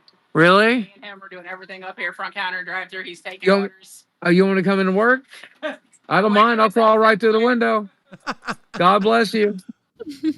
So did we get the McFlurry or no? No, we're never getting the McFlurry. I'm not gonna. You had the chocolate milk with the kids' meal. Did you have any other drinks? No. No. No. Unless you're giving them away, I'll take whatever you got. Here's I mean, honestly, I have no clue what. The holiday pie? Or just the sandwich. Do what? Just sandwich. Just a sandwich. Just a McRib. Oh, y'all so sweet. God bless you. Thank And the you. It's worth the McFlurry. wait. You got free fries? Dude. Billy, I'm not getting a McFlurry. So my friend is like, keeps saying McFlurry. I just want that I feel like I'm gonna McFlurry. make you. The holiday McFlurry. Have a great night. God bless y'all. Merry Christmas. Thank you. Merry Christmas. It turns out they were just trying their best. That's why you always have to be nice to everybody every chance you get, unless they're a host in the LCU, and then you call them a cocksucking, worthless motherfucking piece of shit. Wow. Wow. Tell him. There goes Boogie, got about to mow down on his McRib. I feel like the last 45 minutes of the show have been another fever dream, okay? This episode is certainly a whirlwind. This is LolcowRewind. We are out of our fucking mind. Shit's crazy. Fucking mind. Shit's crazy. I love that. Are we still there with the fire girls? I do still have the stream up and ready to go, okay? Selena Fox says it's 7 below, 0 right now here in the Midwest. It's super cold. And Why God the King says, what murder? We are 3 out of 30 into our sissy box. You guys want to drop some deuces on us? We will be answering every $2 super chat question with great truth. Good morning, RWO. Good morning. So we're almost at the end of the stream now. This is about 50 minutes in, and Keem is back to take some of the reins for us. So for those of you who might have missed it, you'll start understanding very quickly. Well, I'm confused on what Kimmy did. I'm lost. I think the audience is lost, right? Here's the thing. I came at her with a Kimmy, say sorry, we can go into this, have some fun. Like, I came at her with fun. And instead, she was like, fuck this. I tried really hard to have some sort of fun with this shit. I don't know what else to do. I'm fucking stunned. Okay, let's figure this out. Let's get to the bottom of this, all right? I am unaware of a hate mob against Kimmy. Yeah. All right? You're also unaware of a hate mob against Kimmy. Yes. Kimmy, tell us in detail why you have been gone for roughly 72 hours. I have been spammed.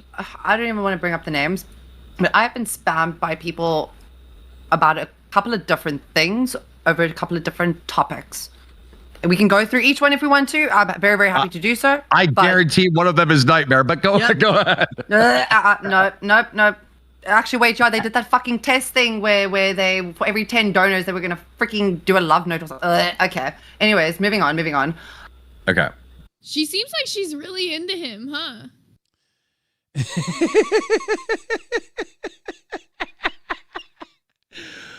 Countermine Otis is not a question, but Billy, your song was my top Spotify music. Thank you. Countermine, cheers to you, brother. Which song was it? Let us know. Yeah, which one? Because of all of that, and because of all the shit with your mama. Now again, I'm so sorry. Kimmy, I got to interrupt you. Please do. I need you to be direct, all right? I need you to use your words as fucking daggers, all right? All right? Just tell me the exact reason, and tell this audience the exact reason why you have not been here for 72 hours. You don't have to go into details if it's personal I got stuff. you. I know that's some aspect of it, right? But just the general reason why you had to step away. Right. So the basic theme that's been going on over the last couple of weeks is that it doesn't matter what I want to do, what I want to say, how I want to go about things, whether it be in this aspect of my life in the LCU, career-wise, personal-wise, romance-wise, whatever the fuck-wise. It is fuck me and what I want to do and how I want to go about it, and fuck it, it's not going to work, and we're not doing that, and because of that, and the whole thing with your mama, that was not my fucking doing, because that was something that came up with him. Yeah. Okay. Pause. What I'm hearing is that there are certain things that you want to do for the show that you're being told that you're not allowed to do. That's part of it. That's a very small part of it. But the other aspect of it is that. Okay. We'll get to each part. Let's deal with this right now. All right. Luna, is that true? Does Kimmy want to do certain things for Local Fire that you're shutting down? Yes. I have not personally shut her down, but there are certain things in the docket team that gets to shut her down, yes. Okay, We've can never you give tried us it, so how do we know that it works? Okay, let's... I feel like, okay, I'm gonna stop right here. This goes back to what the fuck I was talking about last night. Stop letting your fucking docket teams tell you what the fuck you're doing on your show. Are you not the host? Yeah, you gotta steer the ship. It seems like there are a few people in this universe who might benefit from maybe not even having docket teams. Thank you. See, everyone thinks I'm crazy and I'm this evil bitch for saying that shit, But I stand on it, especially if you're gonna have the exact same docket team as another show. And I'm talking the exact same docket team. Doesn't matter if they're doing a different role for you or not. You're getting same ideas. How many shows have done, let's see this person in this AI? It's really common. And I feel like Fire is one of the ones that fell into that. And if she has ideas outside of that, why are they not doing that content? Early on, I remember something Keemstar said. Hosts were jumping up and giving advice to other hosts. And Keem was like, why the fuck are you listening to other hosts? They barely know what the fuck they're doing here anyways. Just do what you think is right. And if it works, it works. If it doesn't, do something else. But like, this is like that, but on a different level too. Why are you listening to what the docket team tells you to do, let alone another host? Like, you gotta run this shit yourself. You're the leader of your show. You're the leader of Lolcow Fire, Lolcow, whatever it is. You got to run that shit. Yeah. Countermind says Workaholic was that number one. GG, Workaholic. Thank you, Countermind. Oh, yeah. We're our 5 out of 30 for this $60. We might hit it. We might not. We are not balling, but fuck it. An example, bring forth your best example of something you want to do that got shot down, because we are in front of a live audience and they will tell you if Kimmy, you are an actual retard or you're being censored. They will decide. We got to trust the audience. Go. And you know what? The thing is, Keem, I'm open to hearing it because I don't know this universe. I am open to hearing about the different things. So it's not like you're going to tell me don't do it. Like, you got to give me a legitimate reason why. But I mean, I have a whole, I literally just pulled it up now in front of me. I have, before we started, I set up a spreadsheet. I think I've even showed you. I've sent it to you. You absolutely have. When it comes to preparing a show, Kimmy, the shit you send over is so impressive. Now, does that translate to the actual show? No. But the fact that you prepare is impressive to me. So, like, continue. You know what? Because this is November, if this is the end of it. Here, I'm going to skip ahead a little bit to when she actually pulls this spreadsheet thing up. While you do that, Countermind says, we ball and Spooky Soul dropping a deuce too. Thank y'all for racking it up. We got 12 more minutes. If we can get up there, it's 2 a minute. We got to do it. If we can, we can. If we can't, Zay and I are going to perform the classic art of seppuku. Yeah, you know, Hannah Baker after this. We're not doing that. We're not doing that. It's a lie. That's a lie. So this is the spreadsheet, and by the way, I want to say this, I agree, is definitely cool. I like looking and seeing other hosts who are like trying to make their shows organized, like keeping, like, here's one thing that a lot of shows don't do is keep tabs of like their old show plans and like old stuff they did. And I think that this is like similar to like what we do, where there's like multiple different days that we just like make new tabs for all the time, because it's like, why not keep a log of what all your old shows were? So if you need to go back and reference something later. Yeah. But this is fantastic. Is the Google Drive that I designed for stuff that we can do. I tried to get our sub count. I tried to see if we can try and get titles in. I dedicated the days where we were not on because Luna's computer crashed, and then I ended up purchasing some parts for it so that we could go back on. But then with that time period happening, something happened in her personal life. She can talk about it if she really wants to. Kimmy, and yeah, this is it. I know that you work, and I appreciate that. What I want to know is, what idea did you put forth that got shot down, which made you feel the way that you're feeling? Well, the thing is, anything here that's not in green if it's not updated.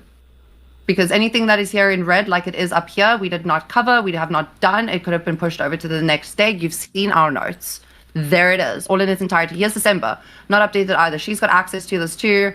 Yeah, it's all there. It's I think I've even given the link to someone else so that they can. Yeah. Okay, I get that, but there's got to be something that you can just draw from the top of your head without even looking at that graph. Something that you cared about, that you wanted to do on the show, that got shot down. What was that idea? Nothing, because we gave her the okay with everything.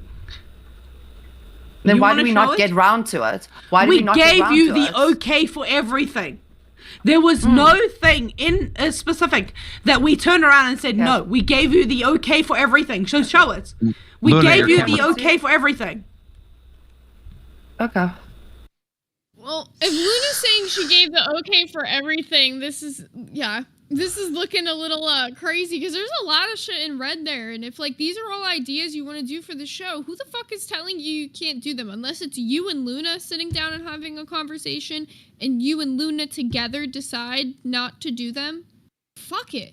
Do what you want on your show. It's your show. If you think it's going to be good content and Keem read all this and said it was good, why not do it?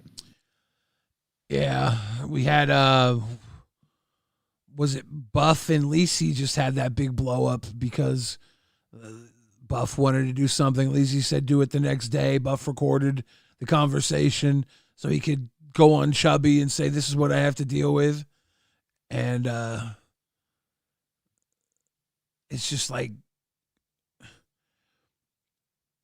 it shouldn't be so fucking hard. Why is everybody making it so fucking hard? You got 2 hours to make a show based on what you like, what you feel is going to work. You have one co-host you got to work with. If you can't find a way to make it work, maybe, I don't know, attack your co-host, fight with them. I don't know what the answer is. Battle it out. Battle it out. Cup style. On air. That's what the show becomes. Metro Retroid. Robert at City Box. Thank you for City Box. City Box. City Box. All right, so there's only 6 minutes left of this stream. We're going to run through the very end of this. Pretty much everything from here till the end. There's a little bit of something to it, so. And then I just don't do it. So we're just doing like a whole Okay, so let's get our let's get our cameras back on because right now they're looking at I told you to do what you wanted to do. I said go live with what you wanted. I fucking was there for you for shit you went live for that didn't give a shit. I was there. How the fuck are you gonna tell me I didn't do anything? I was there for you. How the fuck? Like honestly, Kimmy, Kimmy, honestly, how the fuck are you gonna tell people that I'm not fucking good enough when I was there for you? How the fuck? How honest? That is exactly what your redirect has been. Your redirect has been, they are shit, don't see them. You know what, Kimmy? We have been there for you. We have done what we can for you. You have ignored us for 48 fucking hours. If you want to know, go back in the fucking chat. Me, Boo Boo Pow, Eris, everyone else was there making shit for you, but you didn't give a shit. Please show that shit. We were there for you and you didn't give I pegged you, Kimmy. Shit. I pegged you, Kimmy. Explain. I pegged you, Kimmy. I pegged you, Kimmy. I don't know, man. This is like so fucking hefty. So heavy. Team leave. It was so intense. He was like, I'm heading out. And it stays very intense from here till the end. I won't lie. Countermine says, GW, why you got hate? Oh, yeah, I exposed you. Damn. Ooh, got his ass. You know, it's really funny. It's that on top of everything over the last month or two and everything that's gone on in my personal life, needing to learn a year's worth of content, needing to run my own life. So Boom Boom Pow means nothing. Okay, talk over me. No, don't talk. So again, talk over me, please. Just making sure please. that we know that Mr. Boom Boom Pow, who went out of his way to make sure you were okay, means absolutely nothing. He did everything he could to make sure you were okay. I know this because I have been here in front of my PC, in front of these screens, to make sure everything goes the way it does, and you have just dis-fucking-peered. Please explain. Please. I'd like to, but you keep on narrating. No, I don't. I don't know what to tell you. No, you do. You keep on saying something, you interject. And you keep on saying something, you interject. So, like, what? How do you want to do this? Because this is not how I'm doing it. If you want to do it... I interject once. No. Once. No, go. Once. Interject once. I guess Jen in the chat says, poor Luna. No, I hear the pain in her voice. I don't know how you guys don't. I'm trying to rationalize the pain in her voice, right? I'm trying to say, why is all this pain coming out towards Kimmy, her friend, right now? Is it because Kimmy ditched her for 2 days? Because Kimmy did say she was going to take some time off. I'm like the Kimmy in most friendships, to be honest. Like, I'm the type of friend who will, like, go a few days without responding to people and take time to myself or whatever if I just have personal stuff going on. So I can relate to that, but I can also see where she has pain and emotion. We don't know their friendship. We weren't in it for the 9 years or whatever. Maybe they do talk every day, but it does look a little, like, too much to me. And I'm also just, like, this is going back to the whole, like, the DACA team does great stuff for you, but you should not fucking be, like, sobbing, being like, you're saying fuck this person. Like, this is too much. This is too much. Like, Same girl, same says dropping a deuce. Thank you for dropping a deuce. Levi Yeager says Zay W. Big W's for Zay. Thank y'all for come running through. And Matt Snacks, welcome to Bam World again. But yeah, the idea that Kimmy has done something so terrible because she made a comment on the chat that it would need this sort of reaction.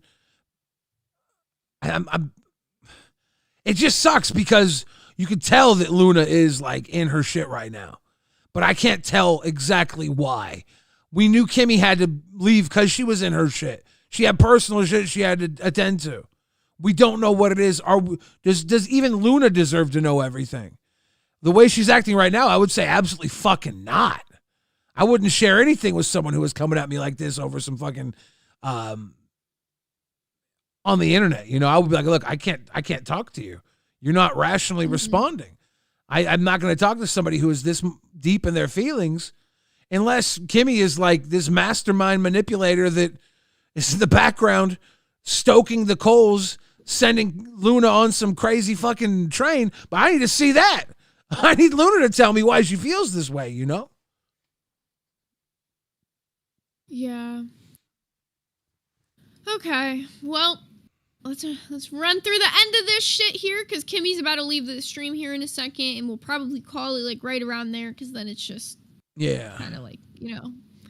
Go back and Once. you know what? Do yourself a favor. End the stream and actually go back and check how many times you actually do it, because I'm not going to loop you. What? Because you refuse to admit that you are actually on stream with shit that you want to say. No. And you just want to backtrack shit and like fucking redirect everything. No, that's fine. Explain. Guys, I'm an absolute shithead. Yeah. Shit has gone down in the last couple of months. I can absolutely attest to that. I can take full accountability. But you It's can't really, take really interesting ability because, for what you did to your best friend. There we go. Speak my narrative, please. You can't Talk my take narrative. ability I'm so much for of what a you soft did to your ass best that- friend. What did I'm so she much of a do? soft ass that I've got What soft did she spot, like do Cody to her says. best I do friend? speak- Also, did you not notice she didn't say accountability? She said you can't take ability. I was fucking dying at that. What the fuck did Kimmy do to Luna? The way Luna's acting, I need to know what the fuck Kimmy did. It's on some score and lever shit. She's like, you can't take accountability for what you did to my friend. What did she do? She's over here saying like, I can't even do anything I want to do. Okay, well, we can't really see any proof of that either, Kimmy. Like, you brought up this big spreadsheet of like all the work you've done, but you didn't have that piercing dagger moment of something that you couldn't do. But if you feel that way, you feel like you're being shut down, that's a whole different issue. With or without proof, if that's really how she feels, then do we care about how Kimmy feels? Because we obviously got people out here who care about how Luna feels. But Luna is feeling so intensely, it's like, what the fuck happened here? Yeah. People are like, yo mama got them going crazy. Why is yo mama out here catching W's for two friends fighting? Because somehow he started all of this. It's so odd. Same girl, same. So let's speed run the sissy box. We got 1 minute left. We could do it. Power says, LOL, female Rastov versus Twiggy. Is it like that? Is it like that? Maybe. I don't know. Jen in the chat says, oh my fucking God, oof, Billy. I strongly disagree with you judging someone else being rational in order to have a conversation. Sometimes it's okay to be irrational depending on what's happening. Jen, if you want to come up and join the fucking the talk here, the members waiting, I would love to see your opinion on what is happening with this irrational behavior. Explain to me, Jen, how you would explain this irrational behavior. Because I'm literally saying, why is it so irrational? I need to know that part. So, Jen, if you know, come on up. Talk your shit. Let us know. You're damn right. They're right. I mean, I can't even say my own words and speak my own truth without you needing to narrate my own story. I don't get it. You've known me for fucking long enough, and it's sad to see that. Yeah, I have, and this is disappointing. Yeah, it's sad to see The that you're still person who stuck you in the are past. on stream to the way that you are right now, disappointing. I can see Wonder who what brought is me into this place. Wonder who brought me into this place and expects me to catch up on a year's worth of law, with having my own shit to deal with, having to immigrate, having to do all of that stuff, having my dog die, having to not have my own safe space. Well done for picking a best friend while they're down. Well done, Lou. I did you got what I what you could. want. I no, did yeah, what I exactly. could. Well done. Well done. You As your best friend, I well did done. what I could, and you treated me like shit. What do I do, guys? Honestly, what do I do? Just put me a little bit forward for now. So she ends up ending this pretty much like a minute later. It takes her a second to end it, and that's why there's pretty much any time left on this stream. It's just her struggling to end it. So yeah, that's what's going on with the ladies over there at Fire. Kimmy said something there, which is kind of why I try and give Kimmy a bit of a pass. She said, you brought me into this world, and I had to catch up on a year worth of lore. It's like I just see Kimmy coming into this place not knowing anything about it and then getting put on a show, and it's like you're like a toddler. You're like an actual baby being put into a fighting pit. Everybody here who's here, almost everybody here who's here has been like watching LolCow and knows all the climate. And this climate is not an easy one to navigate. And Luna brought her in, had her on as the co-host, and Kimmy don't know shit. Kimmy's trying to catch up with all of this. Kimmy's like out of nowhere, like, oh shit, Fire is getting a huge pushback over some comments we made. She don't know how to deal with this. She got personal stuff going on. She steps back. She walks away for a few days, and she comes back to her homie like, what the fuck is wrong with you? If I didn't know about all this and I got baptized in the fire like this, I'd be like, I'm gone. Fuck all this. Fuck you for bringing me here. You're weird. I can, yeah. But like we have the benefit of knowing all this stuff and existing within it. You bring people into this universe, outside of this universe, sometimes it don't go too well. Yeah, they might just not be ready for it. And, you know, I think like she's just getting used to shit and it might take her some time, to be honest. Also, because the one guy kept fucking spamming to redirect to fucking Babe, now I'm redirecting to Alpha. Don't tell me what to do, bitch. I hate that shit. Speaking of which, it's about time. Alpha's going live here. Right about now, they should be live. W's in the chat. Oh, it's been a very interesting day. Yeah, to say the least. It only gets more interesting, Billy. Yeah, shout out to everybody who came through to watch this Super Sabado Gigante rewind. John Cena is officially retired, but that doesn't mean he won't show back up in the Fast and the Furious. We got options. Boogie got his McCrib. Booster said his piece. I'd say today was a massive mid W. This is a mid W. Yeah. You know, it's like a lowercase W if I've ever seen one, Billy. For real. But now you guys get to go tune into the awesomeness that is LolCow Alpha. Don't you want to go hang with your boy Phantom? Get him. Go tell him what's up from LolcowRewind. Lowercase W's in the chat. Later, everybody. Zay, you want to say anything to the kids? We'll see y'all Monday, I think. Maybe tomorrow. Who knows? Good night. Large dicks in my ass says Luna waited 8 years to pull a Tommy C. God damn. Whoa. That's crazy. Whoa. I think there's a lot of pressure on both of them coming into this world. This is something Luna has wanted to do.